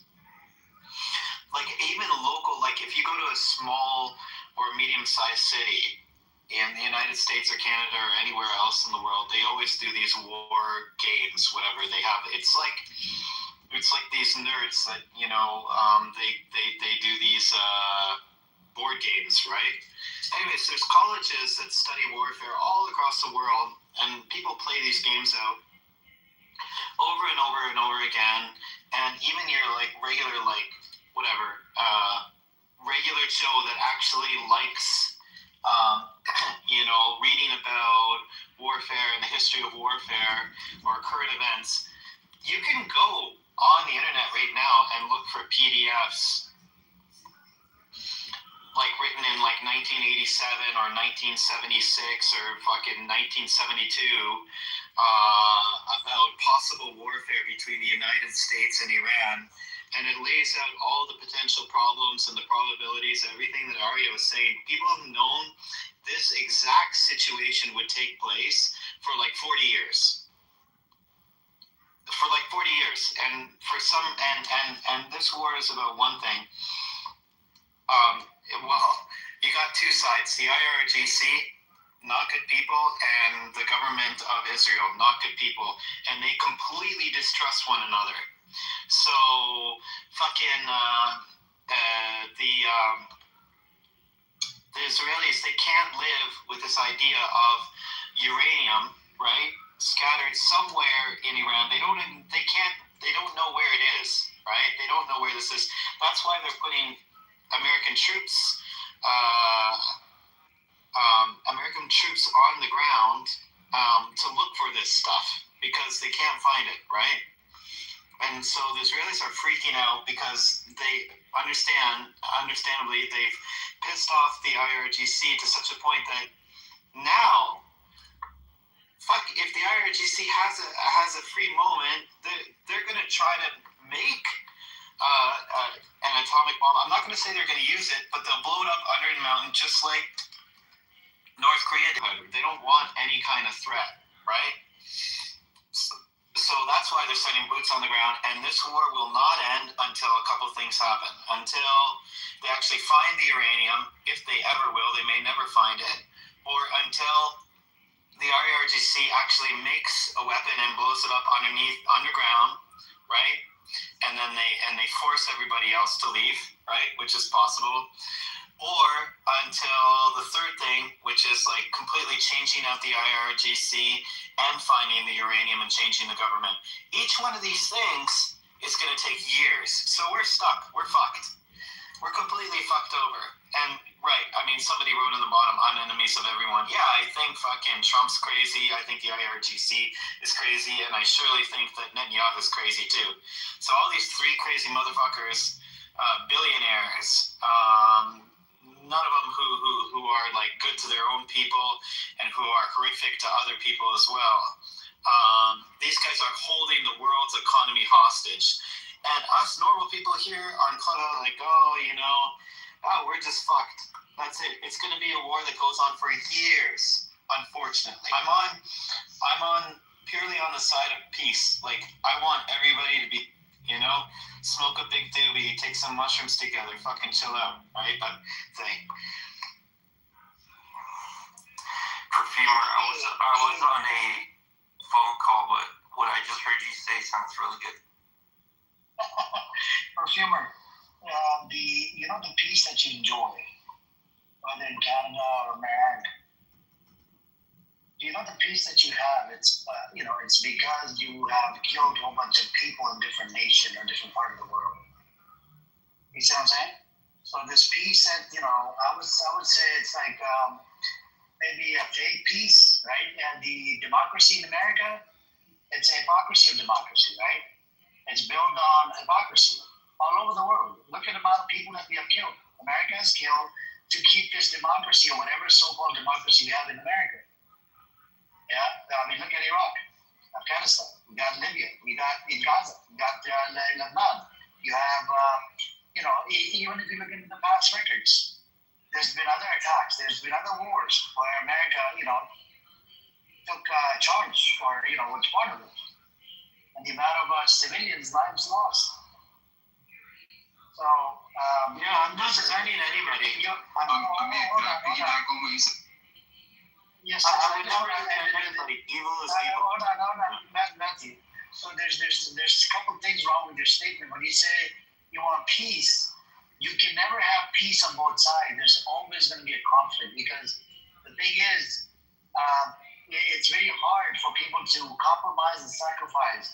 So one always tends to be the bully, which is America, the Western world, right? Always tends to be the bully. I don't know what the deal is.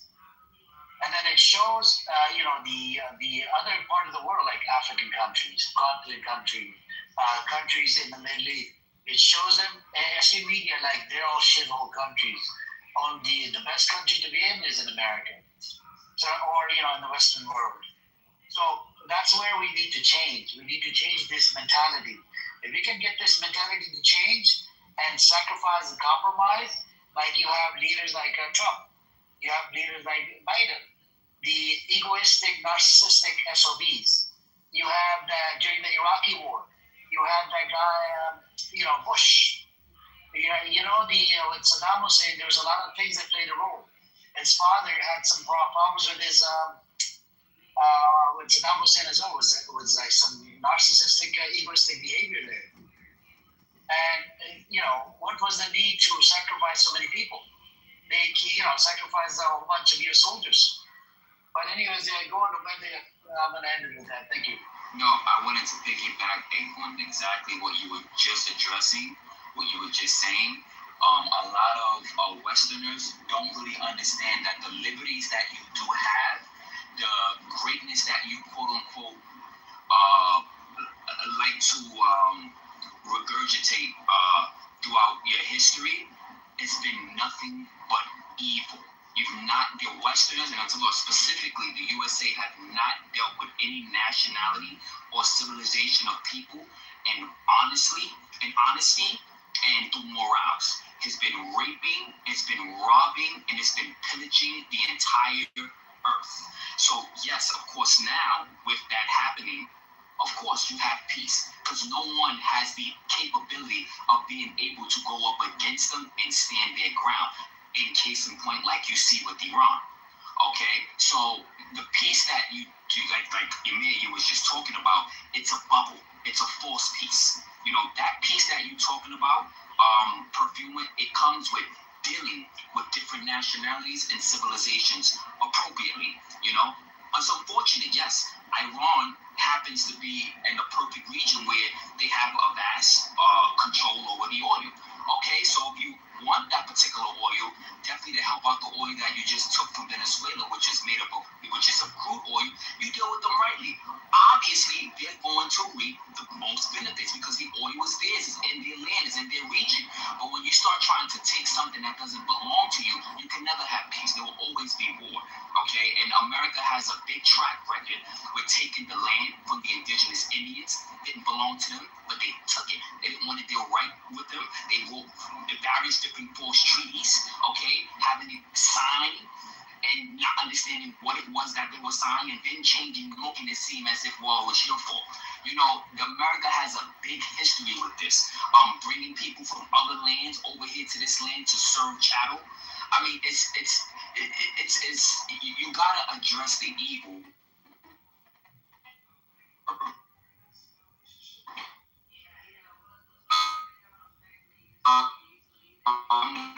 Sorry, I can't hear you right now.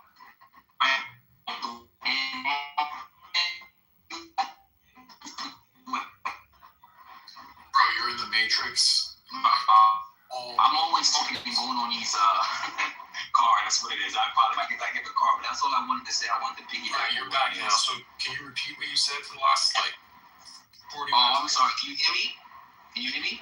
No, I can hear you now. We can hear you now. We missed what you said for the last 45 seconds. Okay, damn. I'm sorry. Well, let me. You know what? I'm gonna get back on when I get out the car. So I'm gonna mute up. All right, brother. Yeah, I agree with both Amir and Obadiah. One other thing that I would add, a large degree of the reason that it's peaceful, 1,000%. The native people completely fucked over. African Americans obviously very, very fucked over completely. So there's no doubt about that. I'm not blind to that. But another big reason why there's a lot of peace here in North America, we're lucky, is because of geography.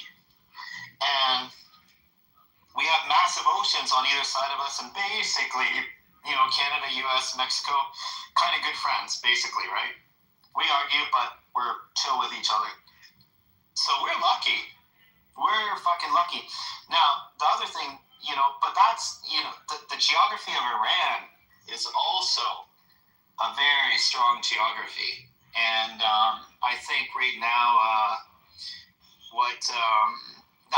that's part of my thesis there. That's why I think that the war is going to go on so long, because Iran has a very good defensive geography. Any general, anybody interested in warfare whatsoever, they know this.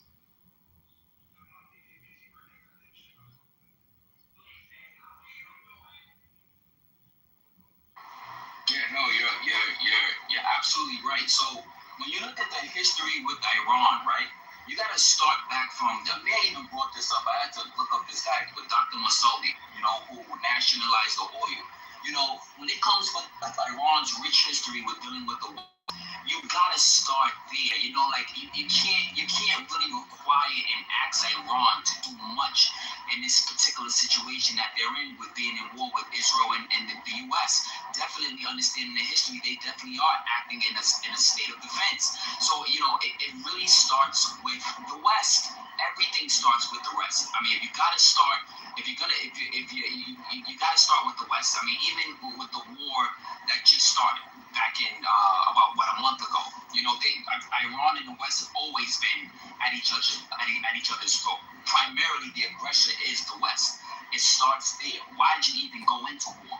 You know what I mean? You can't go into it with the hypothetical of where they have weapons and we need to stop it. You can't go in. See, they have them or they don't. They don't. What are you going to war for? Full-fledged war at this capacity. That doesn't make any sense. They did it before, saying that Iraq had weapons of mass destruction. All the American people, at least not now, if not then, definitely now in 2026, should know that that was a lie. That there was some sort of secret covert agenda that they wanted to go into Iraq and seize Iraq and take control. So it's the same thing, with Iran. So if I'm smart enough, I'm not asking Iran to do anything, but rather the West. The West wants peace. Well, what can the West do to establish it? Iran should be asked nothing to do anything to establish peace. I don't blame your skepticism. I mean, we've been told before, weapons of mass destruction, right? Saddam Hussein, that's it. But I honestly feel, I don't know if it's true or not, but I do believe that fucking crazy ass Netanyahu thinks that Iran does have this uranium. I think that Iran may very well, because they have brilliant people with massive economy and a lot of scientists. And now that Iran's been fucking attacked and bombed to fuck, for sure they're going to try to make a bomb. So Israel's painted itself in the corner. It's got it, not Israel, I shouldn't say that, because everybody there is not in favor of the war, but fucking Netanyahu and his followers, they painted themselves in a corner where, they can never have peace, and they always have to have war because they're so insecure, because the relationship is so bad with a lot of other countries in the Middle East, well, especially Iran. So it has to constantly be at war. And Perfumer, watch this. I'm gonna give you a case of point, right, of what I mean when I say things like sneaky and conniving. I was reading and I watched the documentary, right, back with Iran, the supreme leader was Rafsanjani, right? And correct me if I'm saying it wrong, right? Rafsanjani. I think he came in. Rafsanjani was president. He wasn't not okay. Good, thank you for the correction. So he was the president during that time, right?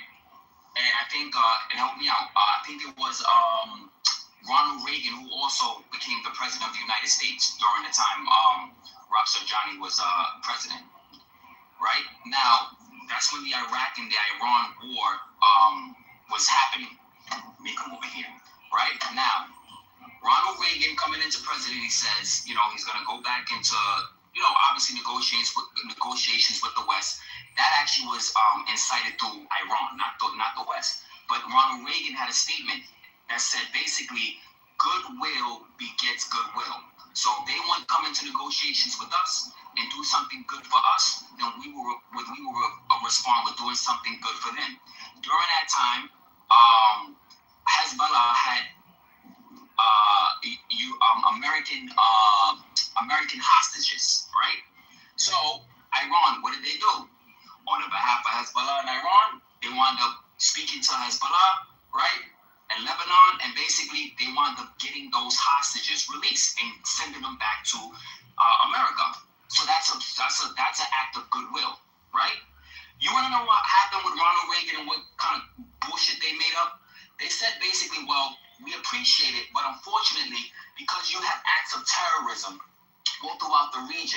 we want to respond with goodwill, but we can't, because the goodwill that we talked about was basically if you return back our hostages and also not commit any other acts of terrorism throughout the region. So now that you created other acts of terrorism throughout the region, and now that we have our American hostages back, now the goodwill goes back on your end in spite of America not giving Iran goodwill.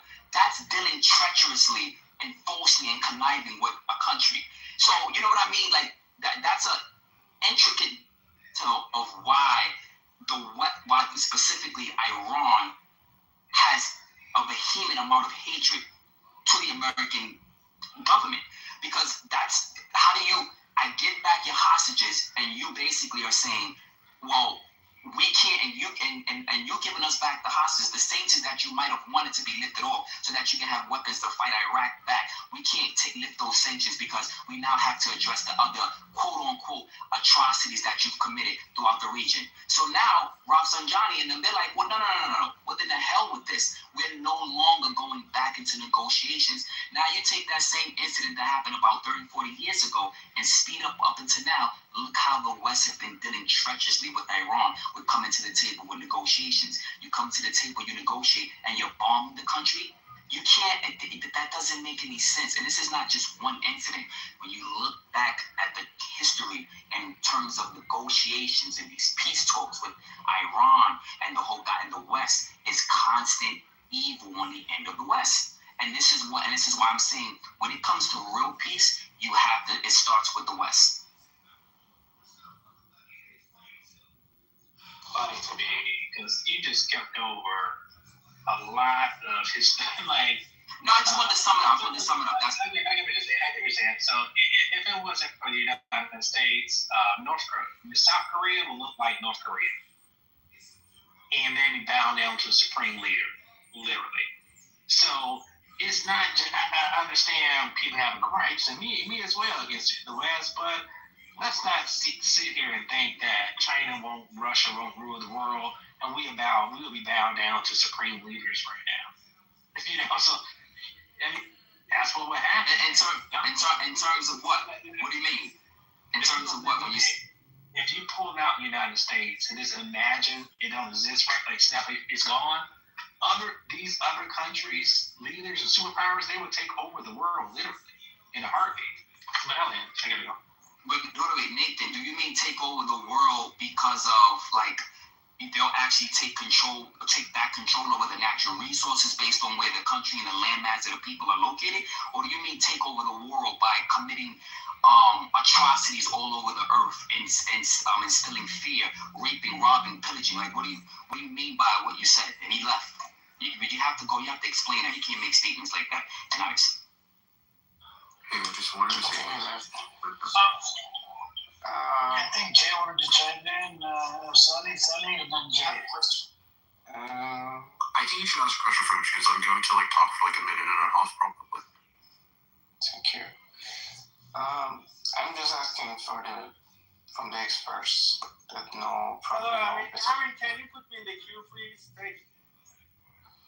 Sure. Go on, Sunny, and then Jay, and then Arash.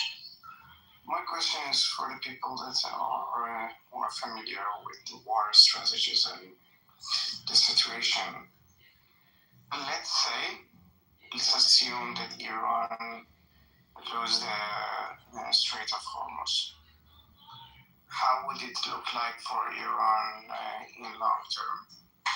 With their just if you have any more information, how would it? Sorry, Strait of Hormuz. I looked into it a little bit early in the morning because I like to watch the enemy's news channel, which is a news channel, and what they're talking about is on Strait of Hormuz. They actually bombed the Iranian ships because they don't want Iran to be able to use that Strait of Hormuz either. You see what I'm saying? So by Iran blocking it, the America is not even allowing the Iranian ships to be able to move through Strait of Hormuz. You see what I'm saying? So it's going to create for Iranian people as well and I don't know how long will this last. Not only the other side is going to have problems, America has problems, GCC countries are going to have problems, the Iranian country itself is going to have problems with that as well. So America is watching the Strait of Hormuz really closely from satellite imaging, and their fighter jets close by. As I said before, we were talking about 124 days of oil reserves, okay? I think the regime is willing to suffer for far longer than 4 months. So, this is the whole thing. This is the mentality that they have. It is about... Brother, okay. Right, it's not just about the oil. There's other stuff that comes to the Strait of Hormuz as well. Sure, yes.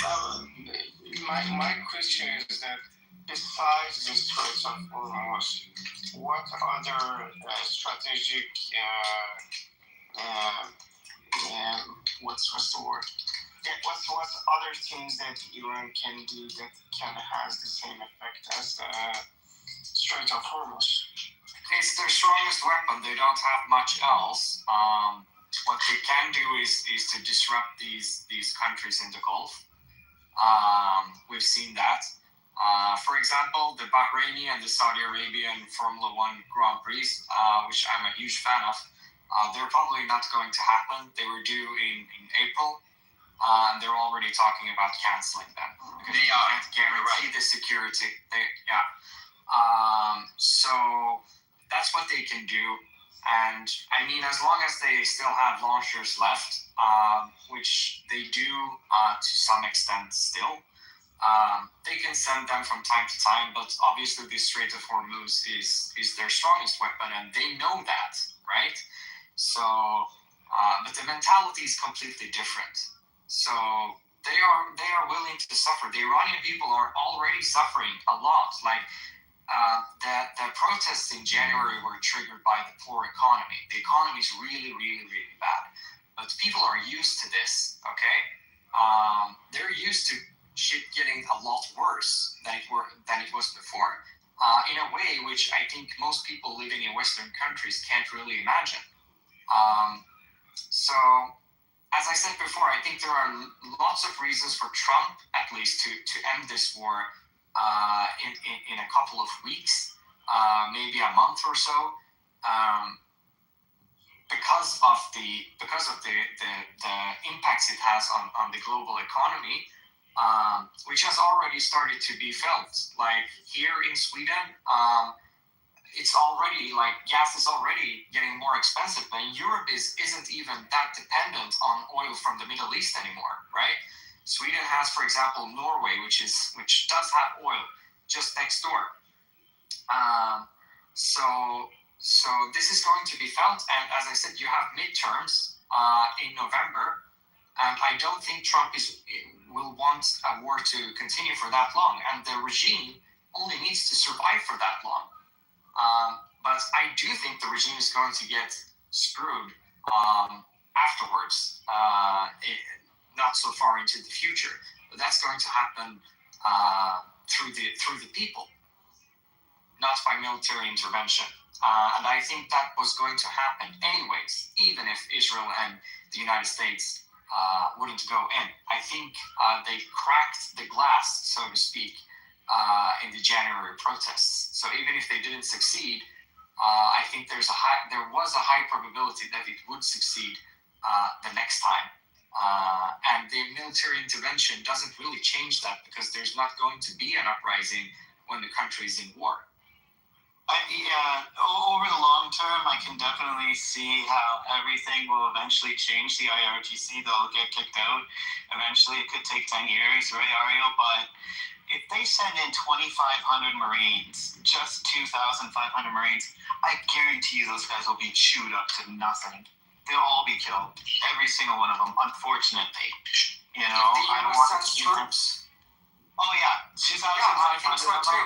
I think it's a huge mistake. I think it's a huge mistake for them to try to go. It's a trap. It's a trap. It's a Vietnam all over again. Like, how are you doing this mistake again? As I said, this has been known for 30 years. that this is the strategy Iran is going to use. Yeah. But not only that, but the Chinese and the Russians are giving their satellites are actually over Iran right now at the moment. You can look this up, and they're giving very specific coordinations to the Iranians to pinpoint missiles and shit like that. So it's not. I mean, look, there's no doubt in the fucking world that so I tend to swear too much when I start. So, anyways, that the United States military is the best and the biggest in the entire world. There's no doubt about that, right? But it doesn't matter, because every military in the world, no matter how strong you are, you have limits. Like the United States military could be 1,000 times larger, but it still has limits. Like everything in this world is a trade-off, and it has limits. And if they send in those Marines, probably, most likely, as far as I understand, they'll put them to the bombed out nuclear facilities to look for that uranium. That's what they're looking for, right? Sorry, if you don't mind if I jump in. Go ahead. Excuse me, it was my turn for you. I wasn't. Yeah, please go on. I was ahead of you. Actually, Ami is the moderator. If Ami tells you that it's my turn, I'll take my turn and talk. It was Arash. Arash, please don't cry and go. I'm sorry. Actually, it's my turn. Whose turn is that? Arash, go. No, he don't cry. I'm a very generous person. This is kind of like a different topic, and I regret that, but I want to be clear that I'm not trying to be hateful, but I recently watched a video of what I believe to be the head of the ADL, or a similar Jewish advocacy organization, and she made a striking claim that one unfortunate consequence of the Holocaust was it positioned Jewish people as perceived victims, as a little guy, or weak in the eyes of others. Her point was that the perception creates a problematic dynamic. When Israel conducts her actions in Gaza, critics argued mirrors the very victimization of Jewish people historically. And I find myself thinking about the broader picture, the broader pattern here. Can you slow it down? It's hard to listen to you. I mean, if you can. Okay, yeah, sorry. Slower space, that would be great. Yeah, okay. There seem to be people who actively discourage anti-racist or anti-hate initiatives, yet paradoxically become defensive when they themselves face anti-Semitism or other forms of hatred. It's a contradiction worth examining. And I also find it interesting how Kanye West's controversial music work brought those tensions into sharper focus. By combining elements that appeal to those skeptical of anti-hate efforts while simultaneously invoking Jewish identity, he creates a space. Before you go on to Jewish identity, are you a Nazi? I'm not at all. Okay, are you Jewish? I'm not. Are you Zionist? I'm not. Why are you bringing up this topic, Jay? Yeah, why are you talking about this whole ADL bullshit? We don't care about. Yeah, we're not talking about the ADL bullshit. I'm just talking about Iran and the Strait of Hormuz. Bro, I don't want you to read me a whole book, respectfully. Okay. Yeah, off topic, Jay. Off topic alert. Yeah, we're sticking to Strait of Hormuz. Yeah, we're trying to focus more on this. So, Arash wants to speak about it. He's going to be traveling on Strait of Hormuz, right? Next week. Correct. Yeah. So before that, again, our generous person, can you wrap it up in 30 seconds, Jay, and then I'll continue. I'll carry on. I don't want to change the topic. I thought it was okay to discuss that. That's okay. I'll maybe put it in the chat. We don't care about Jewish history, bro. Respectfully, I know about the Holocaust and all that bullshit. They played the victim card for so many years, and look at what they're doing to what they've done to Palestinians. Arash, come on. So I want to give you guys a hypothetical, because I was listening to a very compelling argument that is said.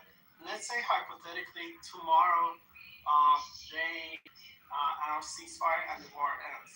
So after that, what are the options? Because let's say they keep the Hormuz closed and then they don't lift the sanctions on American part, and then because the Iran's infrastructure, it's hard to pronounce. Let's say Iran's let's say buildings and everything is destroyed and tear down, and so also due to the bad economy that Iran has right now, suffering from bad economy and sanctions, they cannot rebuild. So at the end of the day, let's say hypothetically, they have to come to the table and then start negotiating. because America cannot afford the Strait of Hormuz being closed, because it doesn't matter if they send 2,500 troops or 5,000 or even 10,000, they don't belong to the Persian Gulf area, because at the end of the day, they deploy them, and every day that costs tons of billions of money for America to deploy those people and sending another like warships. So basically, I'd say once they, and now because Trump, if you remember, said they achieved their goal kinda, and it's not completed yet, but he's giving a signal saying, okay, I've done my part. If Israel wants to continue that, Israel can do it, but I've done my part, because let's say they release the reserve oil, and then it's gonna last 2 weeks tops, and maybe they after that, from the oil prices and also the neighbor countries, everybody's gonna complain, because neighbor countries now they're targeting attack for Iran, and so everybody's gonna complain so heavily on him, and I don't think Trump can afford the war more than 2 weeks, and that region doesn't belong to them. So I think it's best bet and best move for both parties, Iran and America, come to the negotiation. And this time would be different, because what Iran brings to the table and America brings to the table are so different than before war. Iran now is going to say, okay, it's about not missile capability, it's not about nuclear capability, it's about closing the Strait of Hormuz. It's about hurting the world economy. And America on that part saying, if you don't open the Strait of Hormuz, we are not going to lift the sanctions, and your economy is suffering already. And then as a result of that, your people are going to come to the street, because first off, your economy is in toilet. On top of that, your infrastructures and your all the capabilities, army capabilities, everything is gone. So you need to rebuild everything in your country, and in order to have a full economy. So I think it's best bet for them. In next week, they're gonna come to the table, not on the topic of the ceasefire, on the topic of they come to an agreement on somehow both parties benefits from afterwards aftermath, because things are different now. Prior that, it was about the missiles capability, it was about nuclear warheads, it was about so many different things. Now, both they have different things to discuss, and I see this war coming to an end in a week, tops 2 weeks. That's all I'm saying. I have to disagree, bro. I'll tell you why. It's because Israel's super hell-bent on getting that uranium out. And, like, it's really true. They really don't want the IRGC to have any control over nuclear stuff. They're super, super, super paranoid, especially after what's happened now, because they got to figure that Iran will make nuclear weapons now, and there's no way that these are two groups of people, the IRGC and Netanyahu, they don't trust each other whatsoever. If Trump pulls out too early, I guarantee you what's going to happen is a false flag attack in the United States. Because that will unify the people. False flag attack. Let's say there was a false flag attack, hypothetically, right? And in the United States. What they want to do, they want to send troops inside Iran. And I know it's a long-term war, like Afghanistan, Iraq, that they already cannot afford it. And America is going to rise up saying, we cannot already afford it. They're 2 weeks into war, and they cannot already afford it. Everybody's complaining. Even the far-right movement, even America First movement, everybody's complaining. So America knows about it. CIA completely knows about it. If they drag this war more and longer, they cannot afford it. I'm telling you. So that's why the false flag is already gone. No. Look, I agree with you. It's not a logical thing. But what I'm telling you, just my opinion, I think a false flag attack would galvanize the American people together.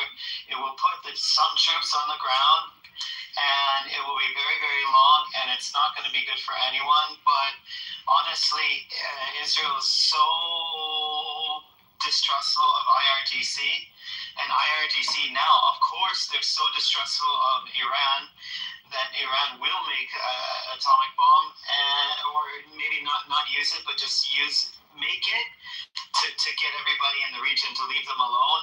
And is just so paranoid that no, man, there's no way coming back from this. If you can give me a counter argument, that'd be great. I don't want to do back and forth, but let's say they do that false flag attack in America. What in return they want to do? Long-term what? No one buys it in the U.S. No one buys it in the U.S. Another false flag attack. They already know it because last week they said California false flag attack. Who is calling me? Sorry guys, if you don't mind, I'll be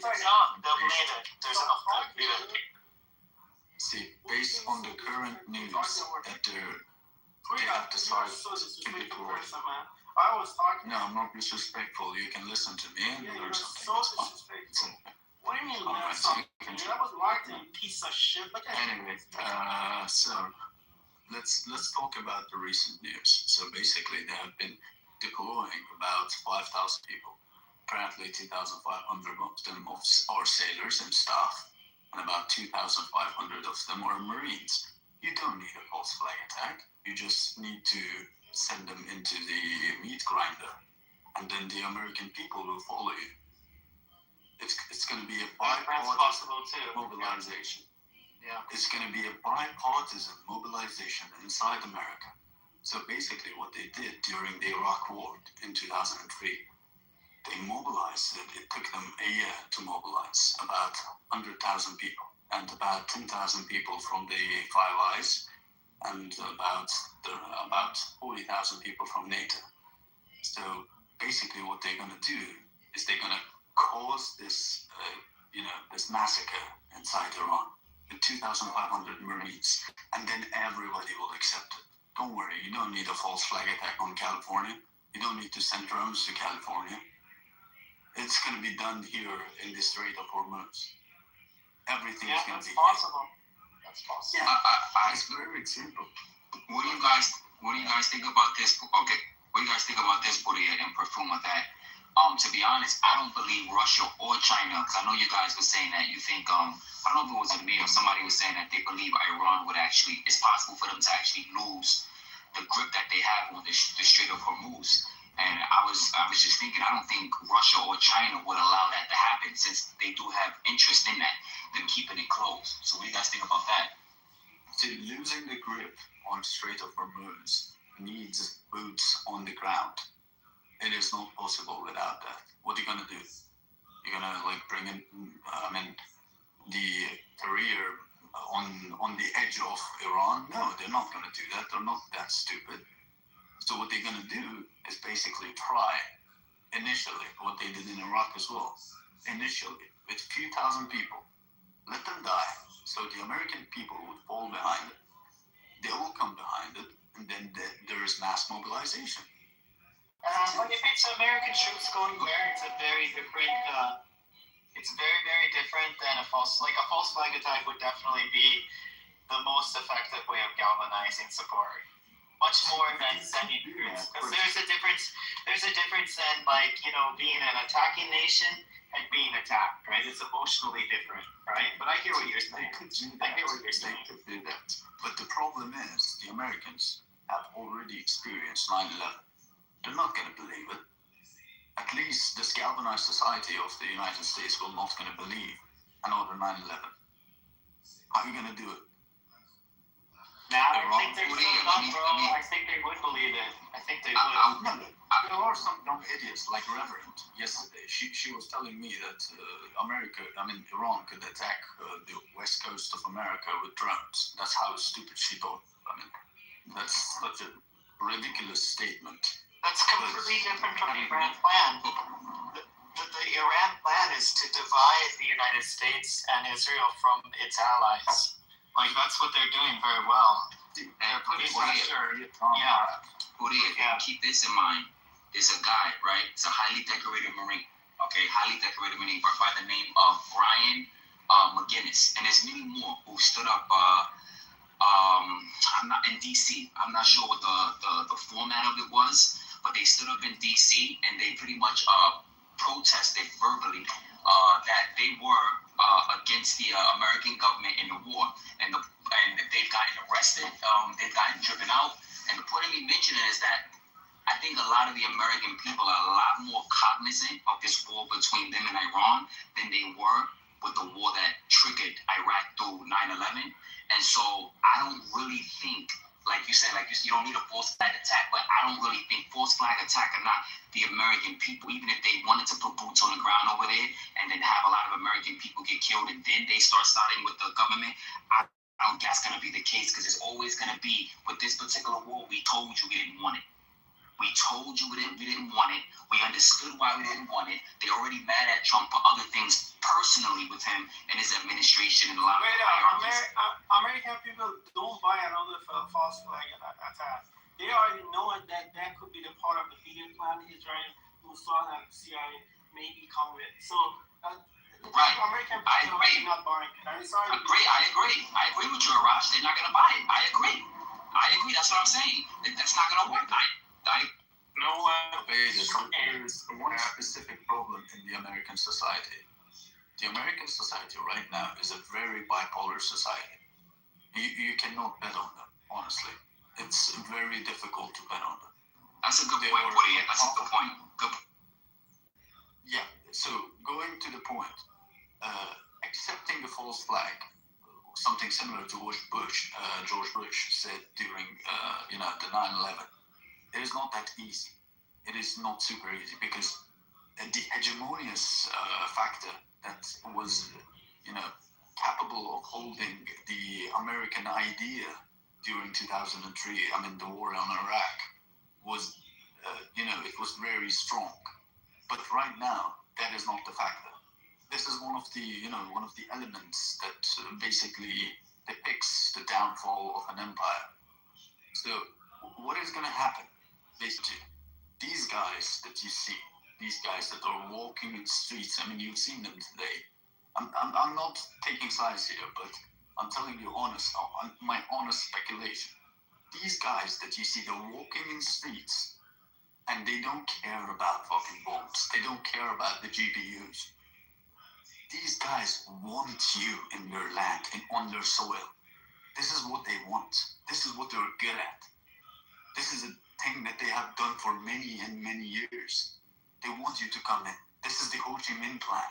This is the Soviet plan, the Soviet Vietnam trap. They want you to come in, destabilize the dollar, destabilize the region, and then what's going to happen is the balance of power post fall of the Soviet Union is going to change regardless, and the American empire is going to fall. How did the British Empire fall? The British Empire fell because of World War I. Honest with you, this is the war of all wars in the Middle East. This is going to be the last war in the Middle East. We're either going to be all nuked to death and we'll be done, or what's going to happen is they're going to succeed and the American Empire will fall and the world will turn towards as much as I hate you, but you're correct 100% on that part. Now, why I just make it. I just don't like his. This is maybe not serious, but consider this: the U.S. came to Iran for regime change, but the flow of war goes in a way that they become so stupid to actually land, send the soldiers, and Iran become the second Vietnam for them. And that ends up to an actual regime change in US. That would be fine. That would be a regime change in US. US is not US is quite stable with regards to internal politics. I know there's a volatility in what the people believe in, but the problem is that the US itself is not that volatile. The system itself. They are bipartisan, supportive of everything good for America. They might think that, something like Israel first would probably damage them, but it will not make them collapse. They would probably lose their, bases around the world, but like the British Empire did. British Empire was the empire that the sun never set in. All those kinds of blabberings about the British Empire. But it happened. What's going to happen is the United States is going to lose the control over petrodollar, and initially that would be what's going to happen. They're going to be weakened, and then at some point they have to reduce their bases, their military presence in the region, not in this region only, but in Europe, in Middle East, and in East Asia. This is what's going to happen. But I'm not from the man did not study the history of the Vietnam War and the ripple effects of that war had on the American society and the dynamics of the country. Okay, but if Trump drags US into this war, actually send the soldiers on the ground and make Iran the second Vietnam, the effects of it will not be slightly in the US. That's my idea. It's not only about Vietnam. Okay, during the First World War, when the Duke of Austria was killed in Serbia, the Russians had a pact with Serbia, and the Germans had a pact with Prussia. So what basically happened back then, these countries were all making pacts around, during the First World War, and they had to engage. And who lost the most? The Tsarist Russia and Britain. They engaged in conflicts that had nothing to do with them. Yeah, Britain as an island in the northwestern part of Europe could have lived forever. It didn't need to engage in wars. It didn't need to lose the Ottoman Empire. It didn't need to lose India, Egypt, and let's say all those countries in Africa. They didn't need to engage in this war, but they did. Why? It's called hubris. This is the problem with the United States military. The idea is the United States is so advanced, the military, especially the military, it is so advanced that the pyramid of power, that is basically what we're talking about in military, educational formats, in theoretical military understanding. There's a pyramid. So the pyramid, basically how it works for every country is like the armed forces or the ground groups or the biggest or the largest. For example, when you see China, they have about 2 to 3 million soldiers. And then it gets smaller, it's called artillery, armor, then gets smaller and it's called navy, and in the tip of the pyramid, you have the Air Force. But the United States functions differently. The Air Force, it's so advanced technologically, and the idea of military, and it comes with capitalism. It has nothing to do with basically. All that being said, we want to forward on the you see it's pinned on top. You show me the last 2 to 3 months because you haven't voted yet, dude. No, what I'm trying to say is the United States military is very solely dependent on the Air Force. It comes down, it gets smaller, it gets weaker, and then it's the Navy. It gets weaker, and it gets to the ground troops. It gets weaker and weaker and gets to the ground troops. So what the United States has to do is to convince their own people, that this is a really important war for us. It's to make America great again. What we have to do is we have to mobilize for citizens to fight a war for some eschatological beliefs for the hegemony of the United States in the Middle East. But as far as all of us know, this is started by Israel. Israel wants this. What you can do about this? He wants the idea. It's clear that you are right in anything, but you have to also pay attention to this fact that U.S. military has made a strategic mistake. Ukraine and Russia war showed that advancement right now is in Kamizaki zone, and U.S. is very late to this game. Right now, the besides, the winner of war is cheap Kamizaki drones, which Iran is actually the pioneer of this. So that is good point. Yeah, 10,000 against $1 million. Yeah, and the other thing that you have to also be careful about in your analysis that Iran and Vietnam are completely different story. Vietnam, for hundreds of years, Christians had a base there. South Vietnam was completely Christian based. There were millions of soldiers which were Christian and fighting the Holy War. In Iran, that's not the case. You just have 5 million Jews. That's it. Against 230, 40 million Muslims, which are ready and angry. And they are just want the Kalashnikov to attack. So I totally agree with you. Actually, they're all pissed off. They're ready to fight. See, Arash, I totally agree with you. I'm not going to put it on the idea of Shiism, because Shiism, sorry guys, if I don't want to offend anybody, but Shiism is a political ideology.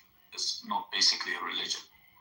The idea came from the Safavids. Let's not go there. Let's not go too far. Because this is not political. Let's from there. But what I'm trying to say, Arash, I totally agree with you. But the situation in Russia and Ukraine is very, very different. You know, Russia and Ukraine, the war between Russia and Ukraine, it started differently. The whole there is no aspect of nationalism in Russia and Ukraine war, because basically these people, you know, go and see all these videos about how they mobilize, you know, forced mobilizations of the Ukrainians. Man, they speak in Russian. I speak Russian. I understand them. They speak in Russian to each other. Now, when they're mobilizing these, what is it called? These soldiers, these young men, they're speaking in Russian.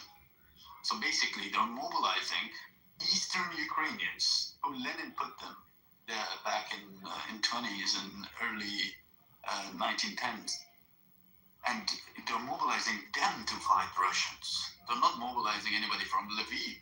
They're mobilizing them from Donetsk, from Donbass, from, you know, parts of Donbass, you know, Luhansk, Zaporozhye. You know, this is the problem. And there you have another aspect, because there is well-fed, what is it called? There is great logistic routes. In Iran, you don't have that. Where are they going to come from? Where's the logistics for the Iran warfare going to come from? How are you going to pass the Zagros Mountains? How are you going to pass the Alborz Mountains? No, you can't do that. You can't feed the logistics in Iran. You can't feed the American soldiers. This is going to be another, you know, Operation Barbarossa.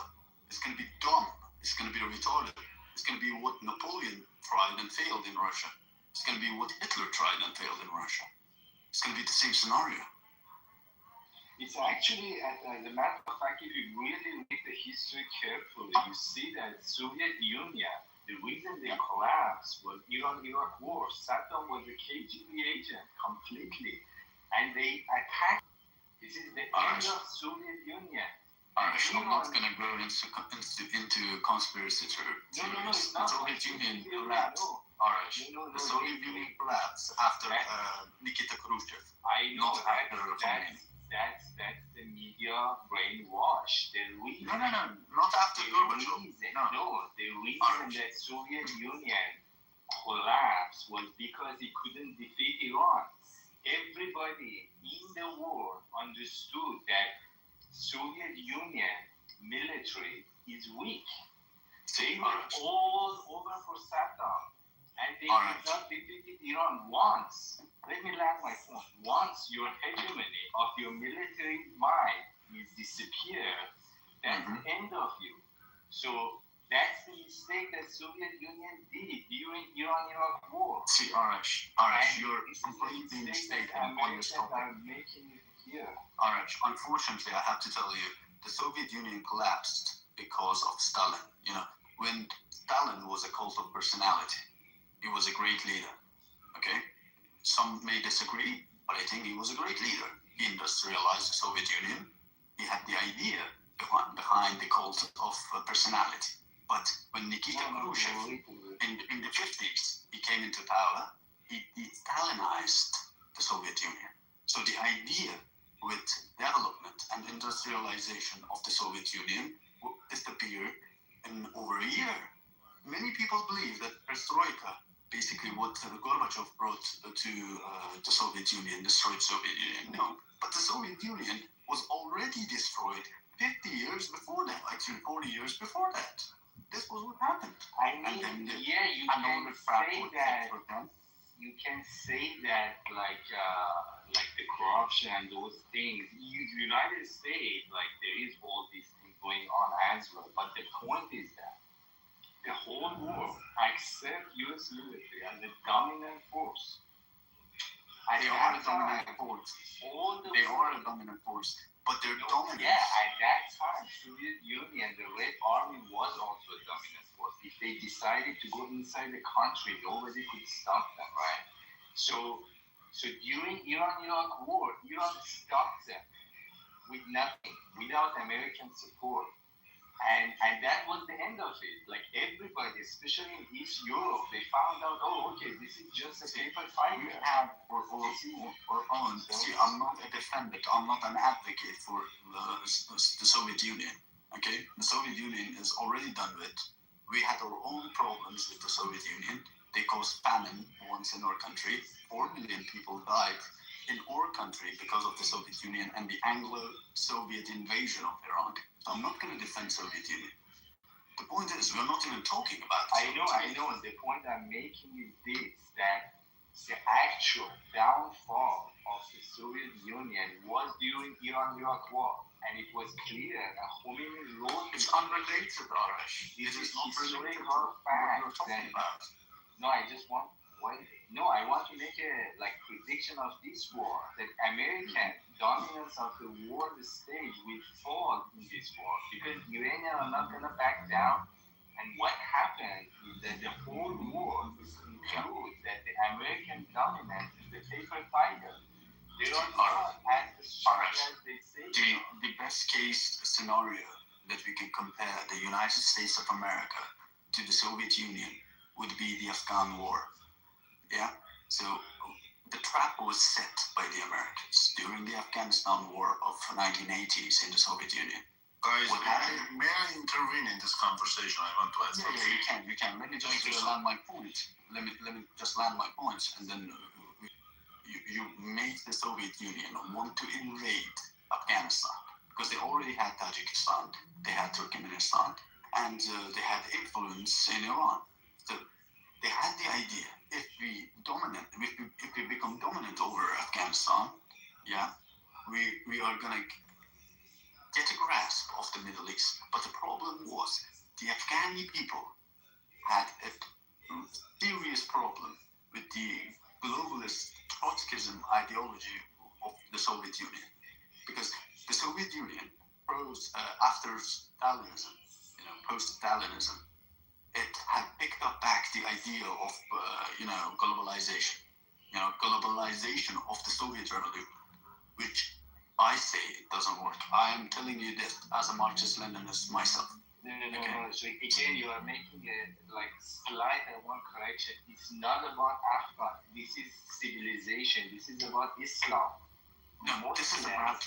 No. Arash. This is not about Islam or Muslims. This is about your civilization. If it's a capitalism, if it's a Soviet Union, if it's a communism, is not a match for Islam. See, there's a story. It was written about a year ago in Russia Today by one of the generals. It was from the diary of one of the generals back in the Afghan war, the Soviet Afghan war. He said that there were two farmers living next to each other. Okay. And we took their lands, we gave them back their lands, and we gave them very good profit for working in their lands. So this was the idea behind Soviet Union, getting land, giving them work, and they could provide the community from each according to their abilities, to each according to their needs. This is what Karl Marx said. So this was the idea, yeah. And you know what the Afghan farmer said? My neighbor's wife is not wearing a burqa, so I'm not going to work with it. You see, this is the problem. This is not about Islam. This is about traditionalism versus liberalism. This is the problem that caused one of the greatest blunders of the 20th century, which was the Afghan War. No. Again, you are going off track. Islam is the source of equality between humanity. Communism is a fake ideology based on Islam. You cannot create a fake ideology. I agree with you. I know. Let's agree to disagree. You cannot create a fake ideology and bring it to the origin of the ideology and expect to win. You cannot. The source Islam, listen very carefully. Islam is Prophet Muhammad brought the idea that we are all equal. This is Islamic idea. This is not communism idea. This is basic logic. You don't need I know it's the basic logic, but somebody should bring this basic logic. I'll give you a really nice example, Arch. I'll give you a very nice example, okay? There are limited resources in the world, okay? I'm not going to fight for communism right now in front of you because this topic is not about communism. But I'll give you this idea, okay? There are limited resources in the world. And resources basically mean money, basically mean profit, basically mean value, as Marx describes in Das Kapital. So let's break it down, okay? We'll break it down. If resources are money, and we all want to be equal, and we all want to be happy, and happiness is the goal, okay? The resources has to be distributed evenly. If it's not done so, we all gonna have a problem because they're gonna accumulate in someone's pocket, and then we're gonna cry about it. Okay, this is a problem. You don't need Prophet Muhammad to explain you this. This is basic morale. Again, you are so two things. First of all, this basic morale thing, somebody should be the first one to say, okay, let's not do it this way. Like somebody should come and say, hey, women are equal and men. The Republic of after somebody said it, then it becomes, oh yeah, makes sense. Women are equal and men. But before that, Roman literature. Anyways, I think it turned into a religious thing. Leave it at that, Arash. Leave it at that, and leave it at that, Puria. I think we should talk about more news and stuff on what's happening over in Iran. Maybe can I say one thing? Yes, you on trouble? No, I'm just going to say the news, but I think talking about, boots on the ground, so I think it's really going to happen from that island, we like it or not. From Strait of Hormuz, they're going to come in from Strait of Hormuz? Yeah, from the Ark Island, and they're going to go into, I think, Bandar Abbas, probably. They're going to open up the Strait of Hormuz and go from there. Where are you reading this? So I'll just tweet it on True Social, just check his latest tweet. I think he said there is no more army on the Ark Island, but the boots on the ground I'm just suspecting because they're sending 2,500. Isn't that island not near the strait, not near the choke point of the Strait of Hormuz or something? It is. Okay. It's not that far though. And the second thing is, does it not make sense because then you can just berate the island with missiles if you deploy soldiers? Yeah, but they wanted to. The problem that I have with this, guys like Puria, Arash, they talk about boots on the ground, Vietnam, all these nonsense. Is that the U.S. doesn't really need to go into full force. They just need to prove something until the Iranian army with their arms. You're not getting the point out here. You're not getting the point. So do you agree that Iranians are nationalists? You're right, Maria. Are Iranians nationalists? It depends on what's the definition of the nationalism. Okay, do they love their country? Do they love their what they say? Yeah, I think Iranians love their country. So I guess I want to add something here, about the nationalism of the Iranian people. For the Iranian people, at the first and the last one, the soil is matter. If you see in the news, okay, America send the sign about the Kurdish people, to just receive the feedback of the Iranian people about that one. And they understood that Iranian people would not be super happy with that. And then they gave it back. And if, like, the news has disappeared from the old newspaper about the Kurdish people or whatever. But look, for the Iranian people in this moment, I'm talking about the majority of the Iranian people. For sure, between the 90 millions of the people, you can have some disagreement about some points. But for this moment, the Iranian people are regarding the 40,000 people unarmed that they are killed in the middle of the street with the all army weapon.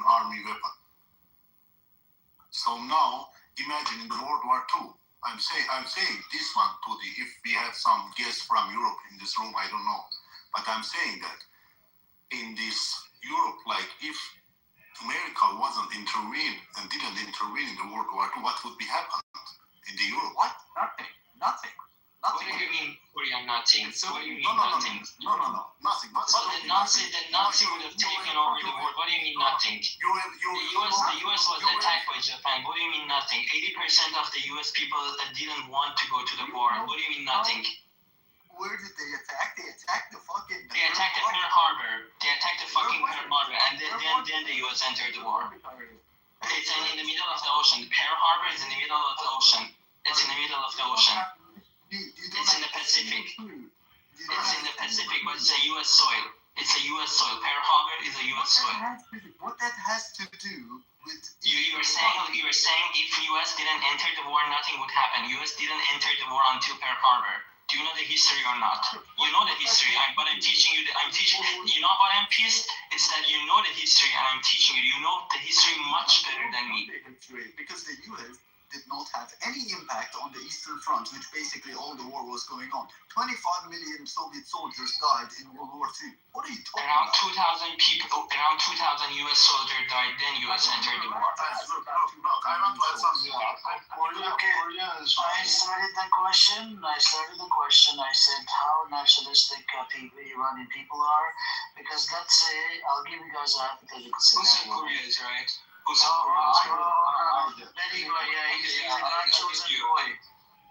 He's a guy chosen goy. So let's say they got boots on the ground. You got about 2,000-3,000 of them, right? The Marines or whatever the hell they are.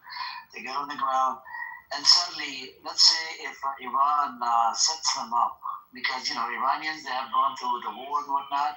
They know how to set the opposite party up.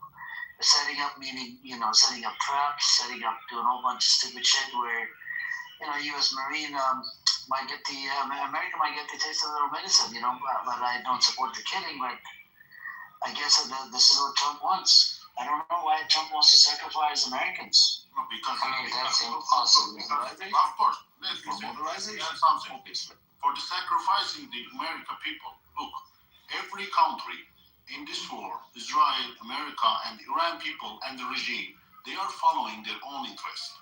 But sometimes in the history that we can see by chance, by random, whatever you can call it. No. Just imagine. I want to end my... Okay, go. Then you can... Choke on something, you little idiot.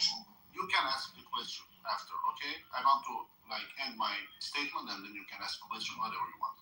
Sometimes in the interest of the country are getting in line and converge to each other by chance. Iranian people and America interest in this war is exactly on the same way. Iranian people are looking to the revenge of the people of the regime that they killed 40 fucking China. For sure they are following their interests. And Iranian people are more than welcome to any country that their interest is following in the same direction. Sometimes they have to choose it. They have to, because of what they can do. You want to the 90 million of the people in the 9 years, they killed all of them by the regime, unarmed people in the middle of the street, and they are saying, no, we are nationalist people and we don't want US to intervene to our country. And for me, it's totally make your point valid. Your point is invalid. What we're talking about is if 2,500 American troops land in Hark Island, they all gonna die. They're gonna be sent back home. How they're gonna die? From a Slovak. Can a non-Iranian goy, not one of God's chosen, answer this question? So I think the Iranians you just have to explain how they're gonna die. Okay, you can interrupt me right now. Yeah. How are they gonna die? 2000. Interrupt me. Yeah. Please allow God chosen Benny-Go to speak on. God is not chosen. Hold on. Please go on, Benny-Go. Go on. So yeah, I mean, knowing full well that God's chosen people are the Iranian people, that means a foreigner, a non-Ajami speak. I think Iranian people are actually very patriotic and very nationalist. And this is exactly why we don't see defections from the military, from the Atesh. This is why we don't see defections from the political class, from the governmental class, like from the provincial level, municipal level upwards. Iranians have a very strong patriotism that causes them to rally behind the flag. We saw this fully on display during the Iran-Iraq War, when the Ayatollahs were actually not the most popular people, certainly not the majority. Maybe you can argue a plurality, maybe, but even then, not the majority in terms of popularity. But because the Iraq had invaded and the country was at war, everybody rallied behind Israel and America. I think America's kind of stupid at the head of Donald Trump, and I think his cabinet are retards. They don't understand. They don't read the situation right. I think Israel is reading it right. And what America did by assassinating Khomeini and a lot of the top military officials and attacking is actually causing a rally behind the flag effect.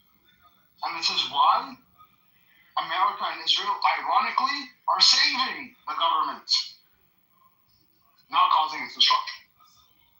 So you're saying I got you. I know. These people are idiots. I can tell these scumbags are idiots, man. They're idiots. Can you explain Who here supports those apologies? And Arya and Ahmed, I'm sorry to say it. No offense, but you guys are idiots. Idiots.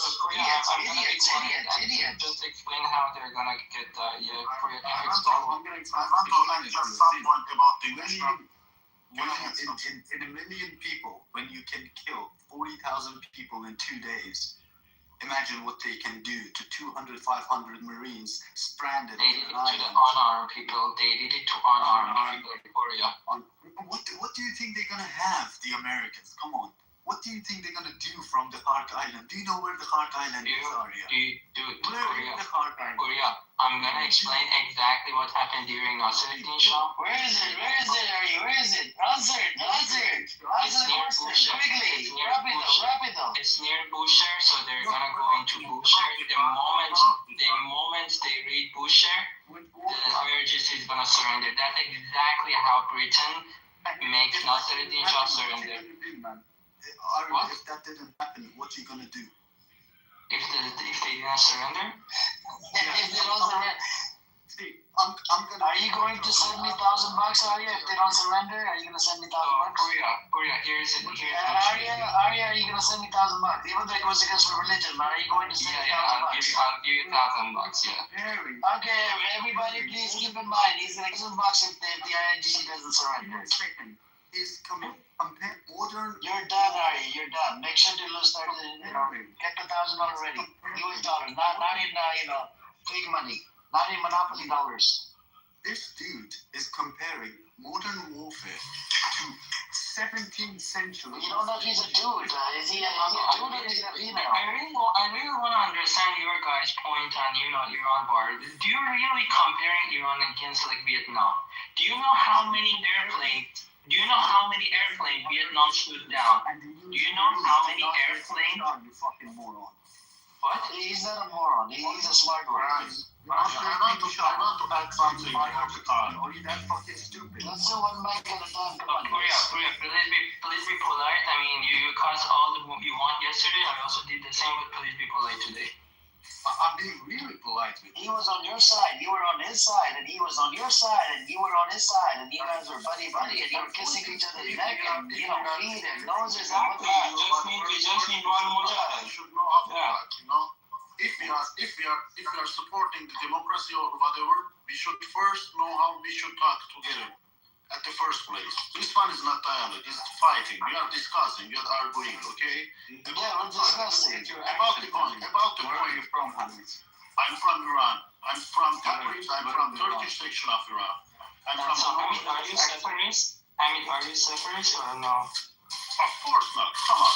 Okay, yeah, thank you so much. I'm saying something. I cannot do something. Please, give me a moment for that one. I'm from the heart of the Turkish section of Iran, and as a proof, if anybody, look, if anybody. Sovyet mi yani? Ben de Sovyet falan. English. I know you guys just need to know. Are you Farsi, I'm English. Sorry, of course, He's not a Zionist. I think he's. Hamid, you support Palestinian, right? What? You support Palestinians? In which sense? In which sense? You don't support for them to live? As a Palestinian, you mean the Hamas or Palestinian? Both. No. At the first place, I'm fully supporting the Palestinian people that they are against the Hamas, of course. Okay. Yeah, by the way, most Palestinians don't support Hamas. I don't support them. No. Hold on. Most Palestinians don't support Hamas. Not 41% they do support. Yeah, 41% do. That means 61%. That means 60% do not. We were 60% support. Your question about Iran. Oh my God! In the West Bank, the rating has gone up, Benny Goy. Yeah, man. This is very unreliable. You should You are very unreliable. I'm extremely unreliable. I'm the most reliable. I'm the most reliable existence after God. I want to add something about Iran people like they are nationalists. Yes, brother. Go on. This one was the main question. Fight. Okay, I'm from the heart of the Turkish section of Iran. I mean, in the news, you can see all Turkish people want to segregate from the country. This is totally bullshit. They are not even. I lived in that city for fucking 28 years. They are only including in the 10% of the Turkish, between the 10% of the Turkish people. They are not organized. Most of the people in my city, in the middle of the street, they are begging to the God. They are begging to the God because they are unarmed people. They cannot do that independently to fall this regime down.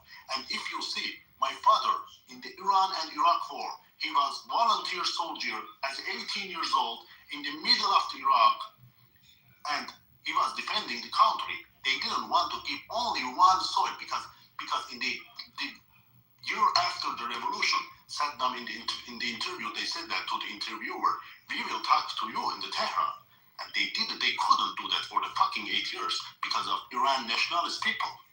And now you cannot blame Iranian people that they are not nationalists because they are okay with America. They are nationalists now because they know what's the definition of nationalism.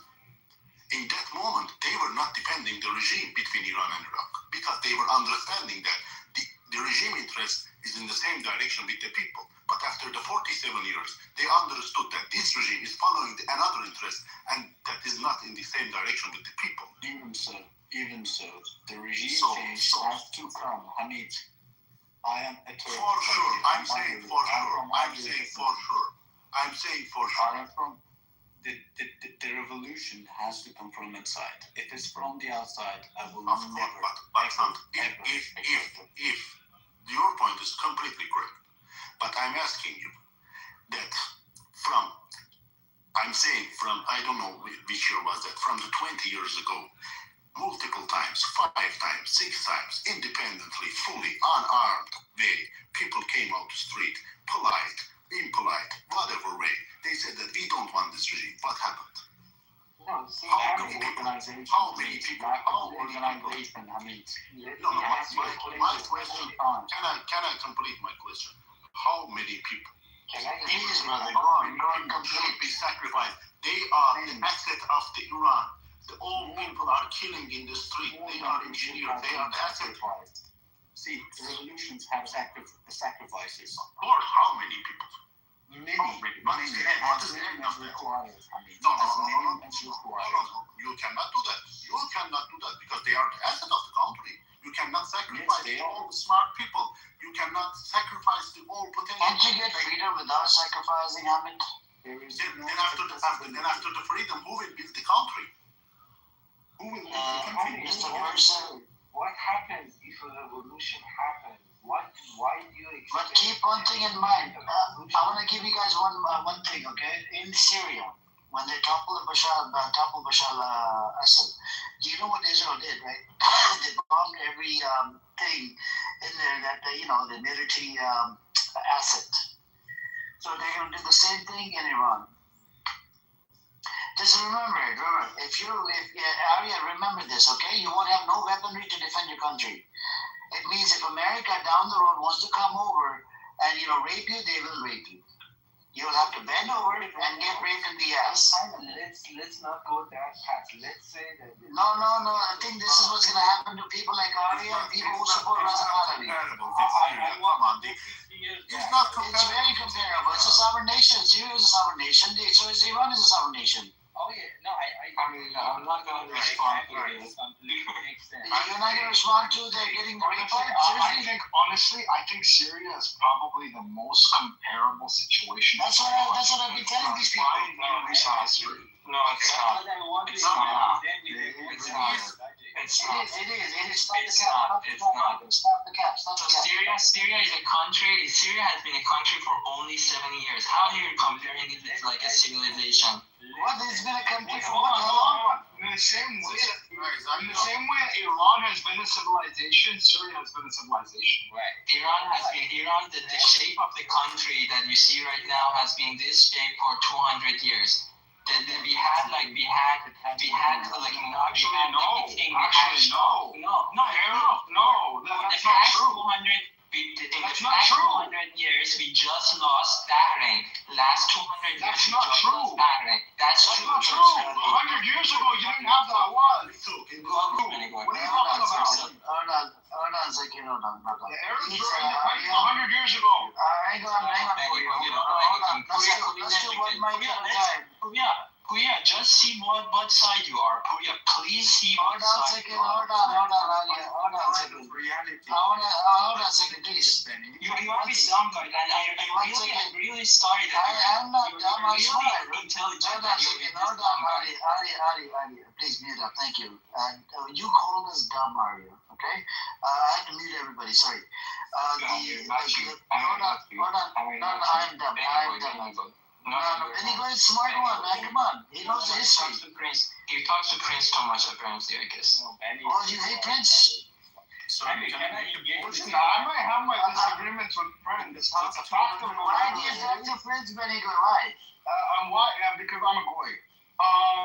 Listen, man, I might have my disagreements with Prince, but the fact of the matter is, Syria is one of the oldest parts of the world. Yes, we are a civilization, whether you recognize it or not. As a matter of fact, Syria is probably older than Iran.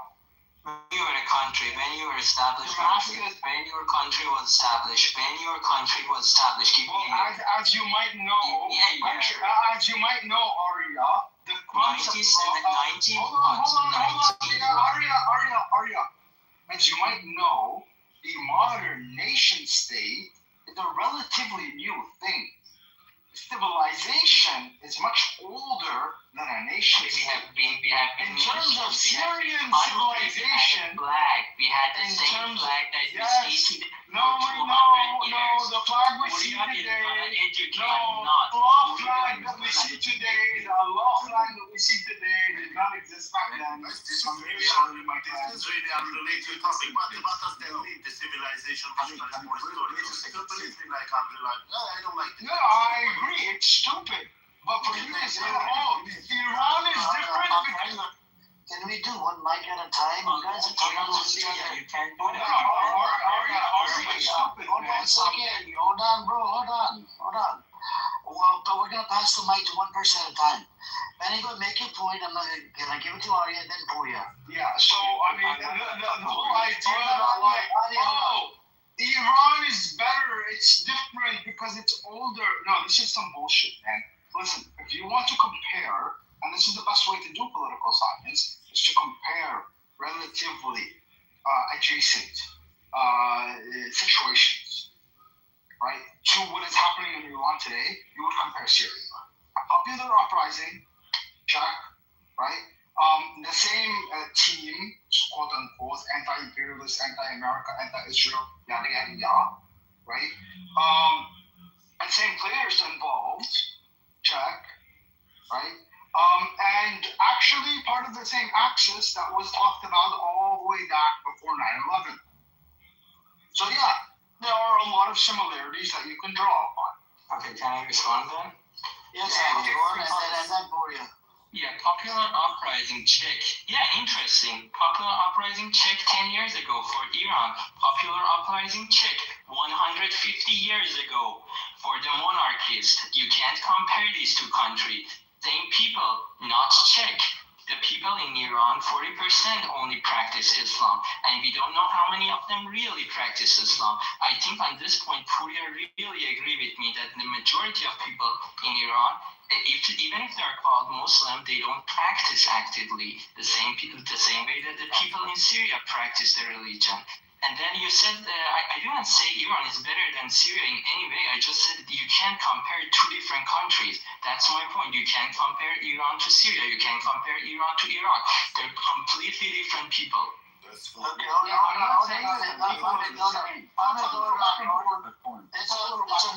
hold on, let's say Puya is also chime in as well. Puya, go make your point, and then maybe we can do back and forth. We have a new person. Welcome, Shayeshti and Scotty. Welcome, guys, and David. See, during the Afsharid's era, we had a different flag actually already. Yeah, so the Iranian flag has been there, yes, for 200 years, but there was a different flag back then. Let's not talk about that. Syria, as a civilization, we have it in our books as well, Arya. It's called Sham. Sham is Syria. But let's forget about that, okay? Let's forget about that. What has happened in our country for the past many years, it's uncomparable to Syria. Why? Because Syria works on a basis of cult of personality. Iran doesn't work like that. It never did work like that. We revolted against these kinds of things 100 years ago. Okay, this is not going to be the same case scenario.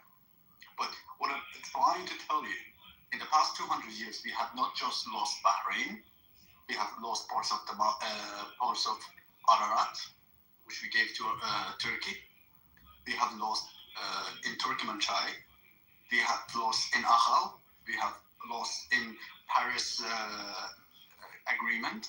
It's just taking a look back. We lost Bahrain. In the past, it was older than 200 years. Yeah, I thought like. No, they're not older than 200 years. I might be wrong. Like just for 100 years. Hang on a second, brother. Hang on. Please make your point. I want to give it to a new person. I want to get some new voices in there. I need the time. I'll give you the mic as well, brother. Just hang on. Ararat was lost to Turkey during the time of Reza.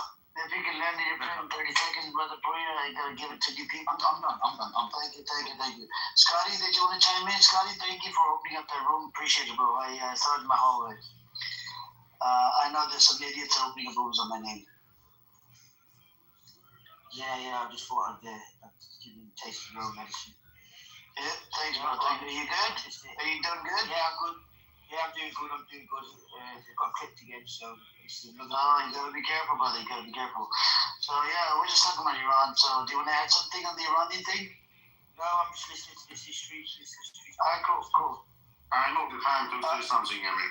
Yes, Hamid, you go first, and then Shasta, you can go after Hamid. Go on, Hamid. Thank you so much. I would say 50%. Like I would say before, I'm acknowledging both Puri and Arya point on that one. First, I totally agree with Arya that the countries are not comparable. Look, I'm living, like, sometimes I'm seeing some Arabic people or whatever, like outside or whatever. I'm talking with them. I'm talking about the people that they are speaking language in Arabic, like, generally speaking. I'm totally respecting what they are believing, of course. I mean, we are not judging the person. In the Ramadan, for example, now that we are standing on, if you go and then survey from the 10 Iranians and the 10 people that they are generally speaking Arabic, they can be from the Syria, even the North Africa or whatever. 9 out of 10 from the Arabic like speaking countries. Yeah, I'm Catholic, totally respectful. We are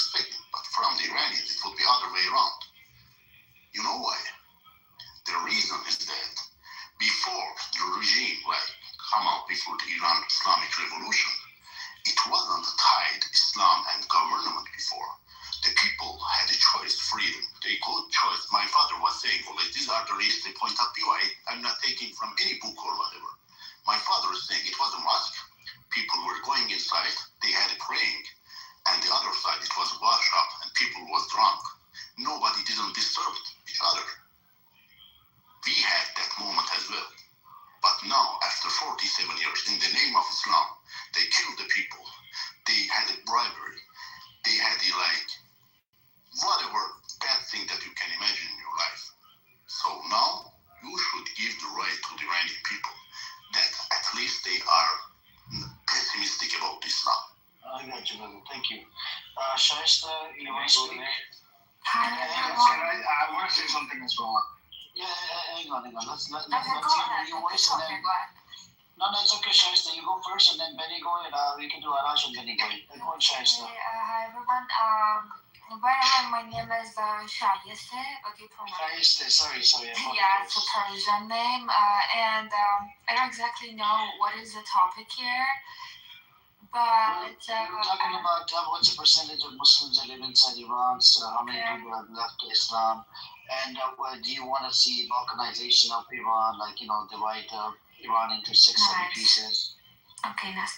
Okay, I was born and raised in Iran, Tehran, and I'm a Gen Z, and I was studying there, living there all my life. I can say, as a person who was living there all my life, the percentage of real Muslims, like so many people, they are forced to say, okay, we are more. They say that okay, they say we are. They don't. They say it only because their parents were saying it. Like they're not actually Muslim, and like me.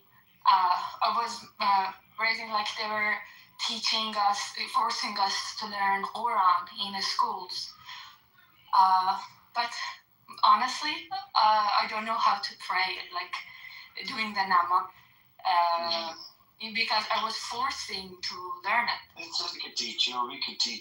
It's not a big deal. I don't like to learn honestly because. There is a common sense between all the new generation and people inside of Iran. Like, so many of them hate Islam because they blame Islam and this Islamic regime for the current situation that we have in the inside of the country. And it's like me, I don't like Islam because I was forcing to learn it everywhere. And I can say the new generation in Iran, they are not religious at all. There is like a huge population that they say that we are atheists, or they change their religion to like Christianity or others, or Zoroastrianism. So I can say, as a person who was born and raised there. Do you think that, I have a follow-up question. Do you think majority of them that are atheist agnostic, they are the ones that are rebelling against the government, they're the ones that are anti-IRGC? Is that what's happening over there? No. According to your, one second, brother. I don't want to talk about, like, make a connection between that and politics. I'm just talking about the situation in the society. Like, so many people are like atheists. They are, choosing another religions secretly. And because if, for example, if you were born in a Muslim family, and so you should be Muslim, like because you were born in that family, and you grow up, you decide. That's the belief from Muslim side. When you're born as a Muslim. I'm gonna reply you once you finish. I'm gonna reply you as a Muslim, and there are some clarification I have to do. Once you finish, just let me know. Can I try to have your permission to just add one little point here? What did you say? I want to add some point here. It's Arash and Benny Goy. I would like to say something. I'm gonna give it a chance. Okay. Let's share the mics. Ahmed, really 10 seconds, and then Arash, Benny Goy. Thank you so much. Thank you so much, Amir. Thanks, guys. I was agree. Can I go on? Go on. Yes. 10 seconds, brother. 10 seconds. Okay, no worries. I was agree with the first part of the Shahist, like whatever he said. But look, you cannot say that the old people that now against the regime, they are agnostic. I know a lot of religious Islam people that they are against the regime. You know why? Because the regime did a lot of bad things in the name of Islam, and the Muslim and religious people, they are not brave enough. They are doing praying in the backyard, because other people are pessimistic about religious innocent people as well. This is the point. I would say, like, no, we cannot say that all the people are agnostic in the Iran. We have Muslim people, specifically in my city that I'm Turkish section of Iran. For the Ashura and Taswa, people are praying, people are coming, they are doing something, but we have a lot of 90% of them are against the regime because they are saying they did something that all people are pessimistic. Other people, they are seeing us as zombie people because they are pessimistic about us. They are thinking we are the regime people. Yeah, we don't understand. So many people are still believers. So many left their religion. But thank you, Hamid. I'm going to give it to Arash really quick, and then Benny Goy. Go on, Arash. Thanks, Amir. I mean, this is one of the rare times that the room is calm with this, like, people who are against Islam, Iranian. So the question I have for a long time from people like Hamid is that saying that the reason that the situation in Iran is so dire and economically everything, and we are in a war, is because of Islam. Why make that assumption? Why not make that assumption, learning from history, it's because of revolution? So when I didn't say it's because of Islam. He didn't say that, yeah. Arash, he didn't say it's that. because of Islamic regime. Not Islamic regime. Islamic regime, exactly. It's totally different than because of Islam. It's because of revolution. So when you do revolution, what you're doing, so I just need like 1 minute to land this. What you are bringing people who are not qualified to run a country, don't have the experience, and you give them the country and ask them to run the country. That's the definition of revolution. What happens, it takes a long time for these people to learn how to run the country, how to deal with the people. If we do another revolution right now, what is the difference with the revolution we did 50 years ago? Isn't it we are going to zero the clock again, and then we bring a bunch of people who have zero qualification to run the country and replace people who are showing that they are getting educated to run the country. I think if you have grown up in Iran like me, you can say, and you have to say, the situation gets better and better. Like the freedom, the economic freedom. But when I was a kid in Iran, it was completely different from right now. So the situation has gotten much, much better for people of Iran. Because these people, the government of Iran, the Islamic regime, I call it Islamic government, Islamic Republic of Iran, they are learning how to run the country, how to deal with the people. Now we gotta learn, and I gotta give it to Hamid and then Rafi. Benny Goy. Oh yeah, after Arash, Benny Goy. Let me just respond to Arash and then I will give it up. So my comment is that revolution is not the answer. We need to let these people learn how to run the country. Look, Arash.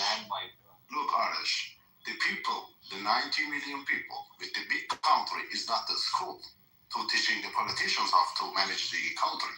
This is the first thing, okay?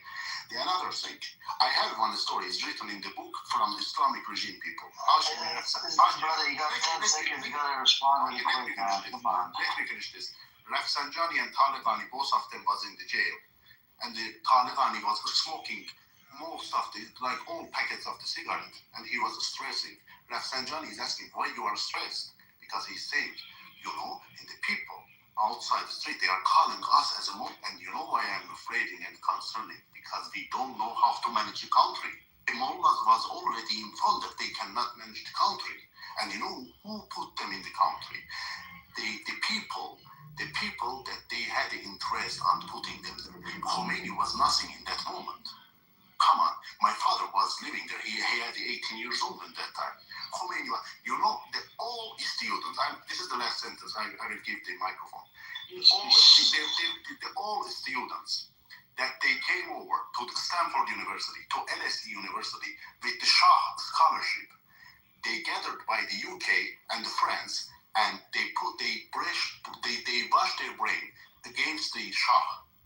This is the point. If you see the story, you will see who put this Islamic regime and this fascist regime, and this is not a school for teaching them how to manage the country. Time, you took a minute, man. Come on.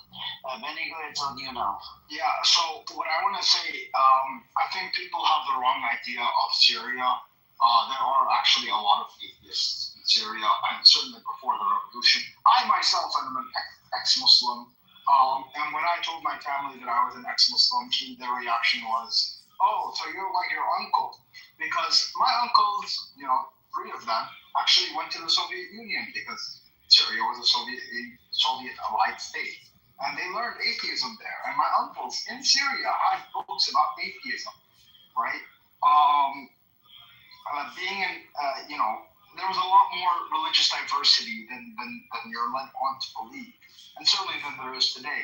But and I don't want to get into the dynamics of all of that. But the point is that, you can actually compare. It's not a one-to-one comparison. It's not exactly the same. The people are not exactly the same. I'm not making that, right? But in terms of global geopolitics, it's a fair way to draw an analogy, right, of what happened to Syria in 2011 and into the civil war throughout the 14 years to what could potentially happen to Iran. It's not a one-to-one comparison, not exactly the same, but when you make political comparisons and try to predict the future in terms of political scenarios, you have to draw on similar situations. And Syria is a similar situation, not exactly the same, again, but it is similar enough to get an idea of what could happen. So Hans Jordan, Aria, get in the queue, bro. Get in the queue, man. Rafi's been waiting, and then Poria, you can ask a question later. When you ask one question, it turns into half an hour, bro. Rafi, you go first, and then Poria. Thank you. And Shayasta, you said when you were a kid, they were forcing you to learn Islam and to obey all the orders. For your information, Islam should not be forced. If Khomeini is forcing Islam, means he is mistaken, not Islam. As per the rules and regulations, if you go to scholars and everyone, if you ask them, they will not agree with that. And this is his agenda. Khomeini is not Islam. Islam is not Khomeini. At the same time, there are many things I don't agree with Khomeini, what he is doing. And but as a person, if I look at him, he is very courageous. And there are many things I don't agree, and I'm sorry for what happened with you in the past. So please do not take it as a mistake if someone in the name of Islam, if they try to commit crimes for their own benefits and claim it is because of Islam. That's what he has done in the most of his life. So that's it. Rafi, do you know the meaning of Ashiddau ala al-Kuffar in Quran? What is the meaning of that? Could you please interpret that one for me? Ashiddau ala al-Kuffar. What is the meaning of that? That's a war situation, bro. So you cannot take any individual code and you can relate it and directly translate and mislead it. There are many experts who can translate it. So of course, if it is a war and someone is coming to kill you, of course you have the right to defend yourself. Similarly, Iran is doing right now. So you have to look at the time when it was revealed. So you have taken. I know you guys are against Islam, and you will take some codes and I am for Islam. No.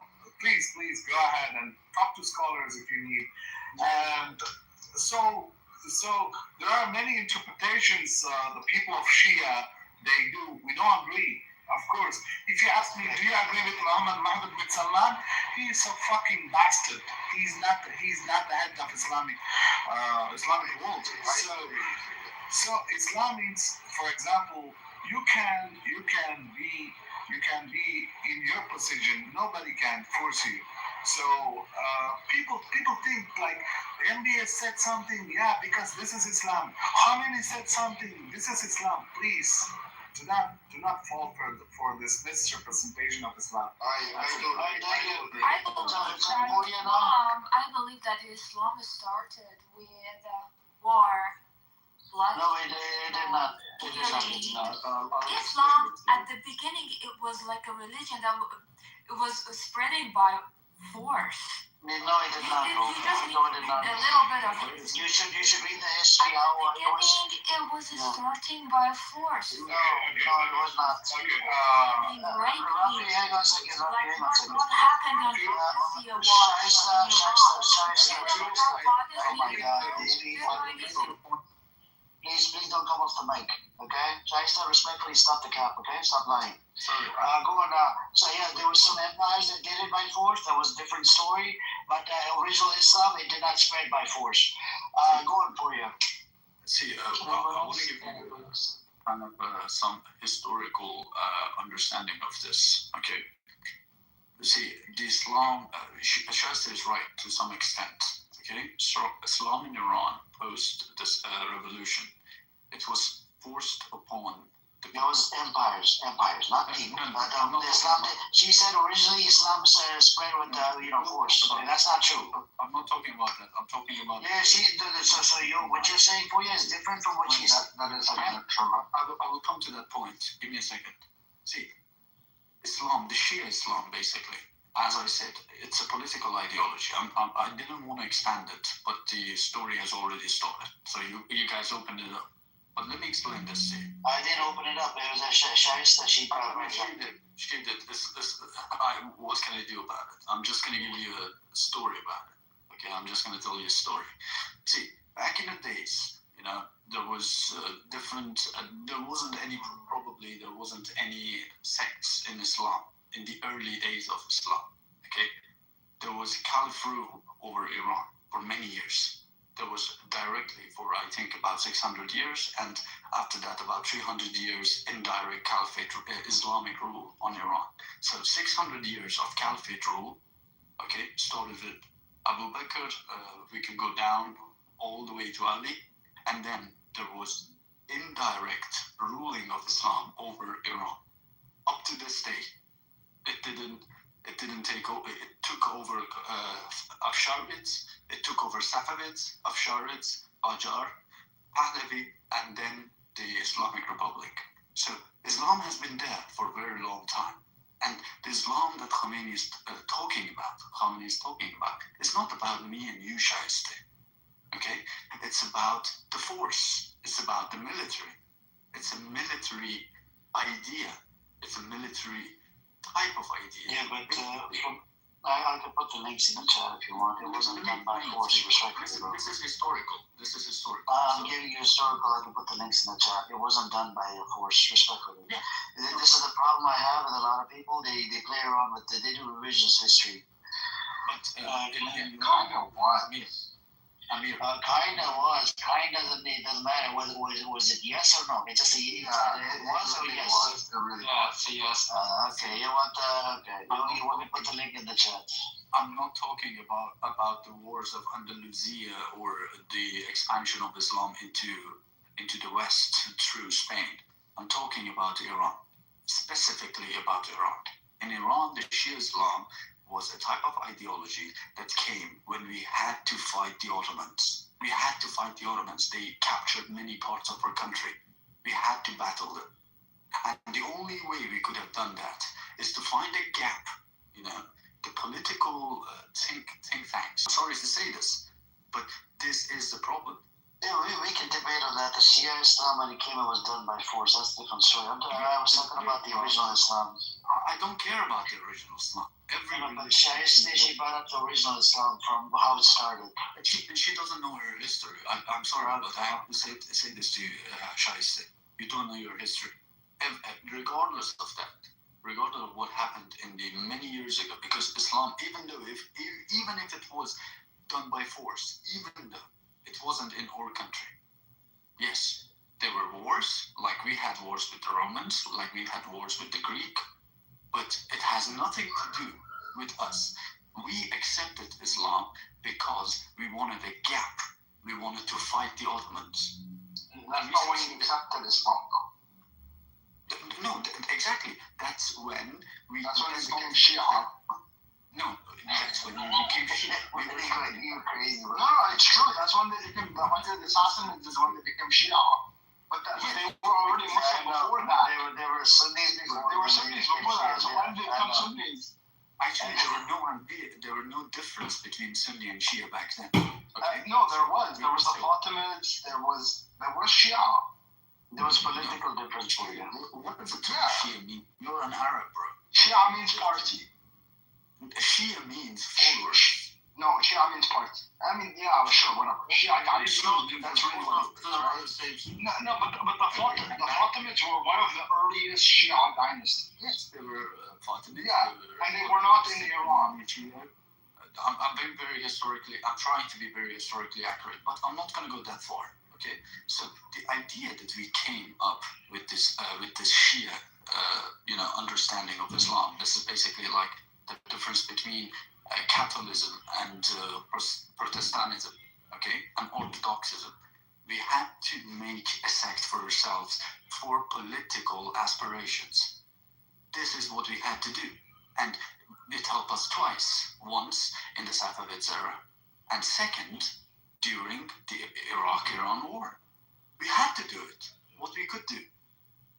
We had no other reason to fight. And when Khamenei is talking about Islam from the point of view of 12 Imam or Shia, basically his idea, he's not talking to me or Shaiste or Hamid or I don't know, Arya. He's not talking to us. He's talking to his forces. He's talking to his military. That is what's keeping the military alive. He doesn't care about us. If tomorrow the idea of the military, the idea of his forces changed into a nationalistic point of view, they will change into nationalism. Yeah, the Safavid was done by force. I can put the link in the chat. Yeah, the Safavids were done by force. Can I add something to the Furia points here? Oh, sure. Please do. Thank you so much. But I do agree with all of the things Puria you mentioned, but there is another one thing. Of course, in that place, like on purpose or not on purpose, like intentionally or not, Khomeini at that point, okay, he was not an educated person. He was like kind of, I would say, nothing in the sense of speaking. When you are hearing now what he was saying before, it was totally ridiculous. But the point is that he had some targets he wanted to inject into the people mindset there. Because obviously, like it was marginal, I would say, marginal target, marginal purpose, whatever. Behind of what you said, that I do agree with you. But unfortunately, the people that they were really Muslim and they were really religious people that I'm really also respecting them. They also they also actually believe in Islam. They also got affected by this bullshit. I totally agree with They did poisonous, like real Islam in Iran. Like I'm totally agree, and we are on the same page for sure. I'm saying that there is another point I'm adding, then I will give the microphone. In the previous, in the Shah time, if you see the videos in the old Ashura Tasu, I don't know Arabic people are saying same thing or not. I mean, it's Hussein times whatever in the Ashura and Tasua. The Shah of Iran was like totally wearing the black shirts, whatever, very respecting. He had his speaking in the mosque. For sure, Shah was a religious person. The putting of the Islamic regime was not because of the Islam. Then there is one point. What? Because I mean, it's behind of religion or whatever. it was some purposes by, I don't know, the political weapon or whatever, by any countries, by UK, by France. Come on. No. Nothing crazy like that. It's a very straightforward answer to that. Okay. Yeah. Shia Islam has evolved, Hamid. It has evolved. What it has evolved to is anti-Western imperialism. It was at the beginning, Hamid. It was anti-Soviet as well. You know, I think you're probably above age 40. I would say from your. I'm not aware about that. I don't know that one. Yeah, but back in the days, the three debts were debt to America, debt to Britain, and debt to the Soviet Union. Oh, really? These were the three slogans. Nice to know. The idea of Shia Islam post 1979 revolution was anti-imperialism, and later on, after the collapse of the Soviet Union, they turned into the idea of anti-Westernism, so basically anti-imperialism. And now, the idea is anti-Zionism. International. No, anti-Zionism, not globalism. And Zionism basically doesn't mean Zionism by itself. Zionism is anti the hegemony of liberal Zionist neocon society. Well, Puria isn't for Shia in Iran only, or for all the Shia around the world? Are you fasting? No. Oh, no, I'm not fasting. No. You were asking what they fucked. Yeah. See, Arya, the Shiism, the Shias in Yemen, for example, are here. There are 6 imamers. They have only 6 imams. Okay? And the Shias in Syria, they might have a different view. There are Ashuris, there are Alawites. There are different types of Shias in the world. But the idea is because these areas, back in the time of Safavids, they were part of Iran, they followed the same ideology. That is the problem. It might not even be a problem, because I am telling you this as an atheist myself. Okay, I'm an atheist. No question. Why did you become atheist, Puria? Why did I become atheist? Your grandmother is Muslim, right? Probably. No, my grandmother, I don't know, probably Christian Orthodox, because I'm from northern Iran, but my father is surely a Muslim. I'm sure your grandmother's probably Muslim. Your father's Muslim? My father, he is on paper, yes. In practice, I don't think so. What about your grandfather? My grandfather, 100%, absolutely. He was from Azeri descent, so Iranian Azeri. Great. Yeah. We are actually on the border, the border of Azerbaijan. Oh, really? They are Poldasht. Oh, Poldasht, okay. Western border. What's your position related to Palestine? Do you support Palestinians? Oh, I'm getting the Palestinian check. I need to check this now. Do you support Palestinians? Absolutely. Good. Absolutely. Because I had somebody in here, he made a bold claim. He said the Azeri people that are Iranians, they tend to side with Israel for some reason.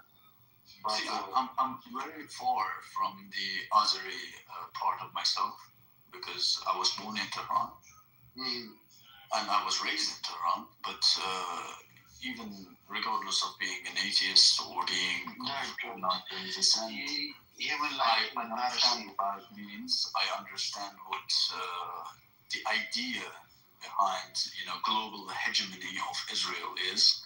So facts and reasoning is they tied my hands. I can't do anything about it. This is the problem. I got you. Thank you. No worries. So thank you for the support. Anybody that supports the Palestinian, thank you. If you don't, you just can I say something here about any Iranian that doesn't support it, you just a scumbag. I want to say something about Palestinian. Okay, come on, Ahmed, go. Let's go. Thank you so much. The point is that you don't support it, then you're a scumbag. I wanted to say something in favor of the Palestinian people. Like, if this one was happening, what's happening in Iran now, Israel is trying to fall this regime now. If it was happened before the bombarding that is suffering Syrian people, Lebanon people, Palestinian people, in the Middle East, even Turkish people, all the people, they are suffering is because of this Islamic regime. Believe me. Oh no. Don't Oh wow, this is really, this guy's come on, just it really come on. They are sparkling the blue fire. Wait. How is Yemen's in the Middle East? Hold on, we've been waiting. He's been waiting for a while. Layla's been waiting. How is Yemen oppressed because of Iran? I'm saying it. Thank you so much. It's good. He's about to say it. Okay, I want to say it. Dean and Layla, when you were anybody.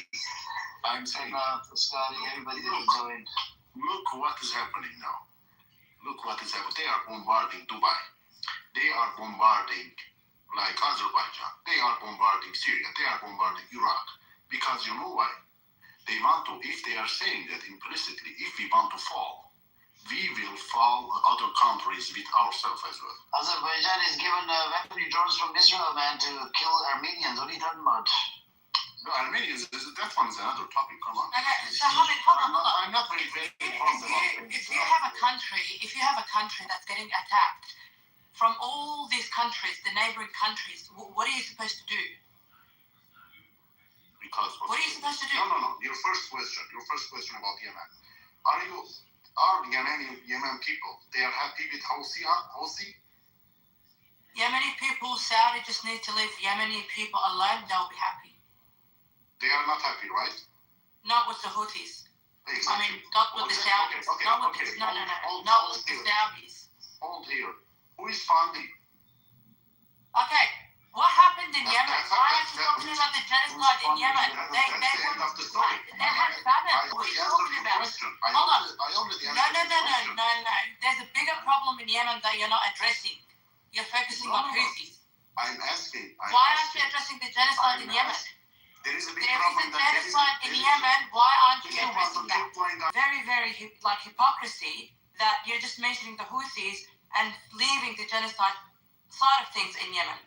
Why, if you're concerned about Yemen, why aren't you addressing the genocide that happened in Yemen? I'm saying that the official government of the Yemen is totally agree with what Houthi is following in the sense of mindset and point of view, or not? So what's the Houthis? No, I'm asking what's wrong the with the question. Houthis? Instead of answering my question, you are changing the topic by topic from this tree. Okay, relax. To answer the question, the Houthis are getting supported by Iran. So what? No, I'm asking a question. Like, let's go step by step. I'm asking the official government of the Yemen is okay and in the same approach with the Houthis or not? They don't get along, no. This is the answer for sure is no. I'm asking, like now, who is founding the Houthis? I just told you, Iran. Exactly. Iran, no. Iran has 90 million inside of that. No. Don't account Iran. Islamic regime, okay? Islamic regime is founding. Well, Iran is Islamic regime at the moment. You can't deny that fact. No. It's governed by the Islamic regime. I'm sorry to break it to you, but it's governed by the Islamic regime. 40 people didn't kill 1 month ago. Okay, 40 to say here that Iran people are equal to Islamic regime. Iran people are not equal to Islamic regime. This is pissing me off. 40 people killed. Give me proof that 40 people have been killed. Give me proof. If you're going to say something, Iran is not equal to Islamic regime. Prove it. Iran is not equal to Islamic regime. I would say but we're speaking factual, it's actually a fact. It's governed by Islamic regime. So when we're talking about Islamic government, when we're talking about Iran, I'm talking about the government. You are saying what you like to say. You are not saying really. I'm speaking about what's happening. It's not opinion. It's not what I like. Unlike you, Iran is Islamic regime at the moment. No, it's not. It's not. Everything gets to say that. But who's running Iran? Who's running Iran at the moment? Come on, just. Who's controlling Iran? Who's controlling Iran? What's your favorite club football team? Okay. I'm asking a question. I don't care about football. Who is controlling Iran? If you are fan of the Real Madrid, you are fan of Carlo Ancelotti, or you are the Real Madrid. Okay, if you're comparing football to a country, that's how I know this conversation is getting nowhere. Who is in control of the country? This country is in the history for fucking 2,500 years.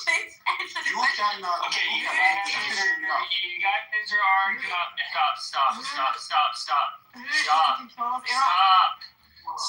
Iran is not in Stop. One mic on me. We're not going to get over this Iran versus IRGC thing. Move on to the next point. Move on to the next point now. Yeah, so we have to look at it objectively, right? So if you have sources, please put the sources in the chat. Hamid, you can put the sources. Leila, you can put the sources.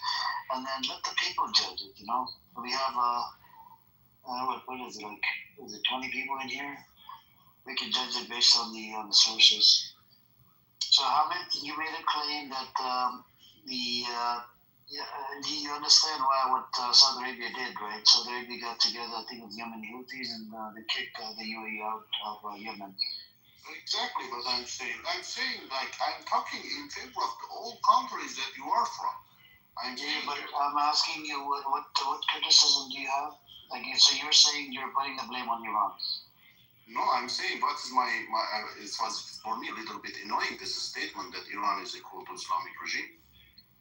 Oh, okay. Are you saying that? And people, and the people under that regime, the good amount of people not follow Islam? I didn't understand your question. Could you repeat that? I said, can the regime be called whatever name, whether Islamic, non-Islamic, whatever, and then people under that regime, it's up to them to follow what religion they follow, correct? Exactly, that's great. Yeah, so just by, what Leila Slow Ember was saying, it doesn't, it's Islamic regime, but it doesn't make it that you're Muslim. You're not Muslim, right? Yeah, I am Muslim, yes, but... you're Muslim, it's okay. Be proud of it. Be proud to be a Muslim, that's it. Yeah, I'm not denying that, but I don't believe in Islam that Islamic regime is saying. I do believe in Islam. I understand, but the Islamic regime is Hamid, Islam, on this app, brother, we only have opinions and perspectives, okay? Yes. I have opinion, you have opinion, we will probably agree to disagree or disagree to disagree, you see what I'm saying? And we will, so let's just move on. What is the point of fighting? No, they are not fighting, but... you could just say respectfully, I disagree. That's for sure. Finish. For sure. But just one question I want to ask. Like, I don't know. Amir, you are from where exactly? I don't know. Sorry. I'm from somewhere in Africa and around that area. I can't tell you exactly because of the... I'm okay. I would say this example in general manner there. And some profiles gave me the death threat as well. Okay, nice. I'm asking this question. If there is some Syrian person like before this falling regime, he would say, I'm from Bashar Assad, I'm representative of Bashar Assad. Of course not. He would say, I'm Syrian. And now he is still saying, I'm Syrian, even under the government of Ahmed al-Shara. So you can... Hamid, can I be honest with you, brother? No disrespect to anybody from the Shia community or Sunni community. I kind of looked into it, right? There's a lot of people, they come from different backgrounds, okay? Some people are not even from Iran, right? I'm not from Iran, right? But I stand with the Iranian people, and for the time being, if IRGC or whatever is attacking back, defending a nation, I support it because according to international law, I look at objective sources, which means international law. International law tells me a country as Iran has a right to defend. I'm going to keep my bias on the side. Okay, forget my bias.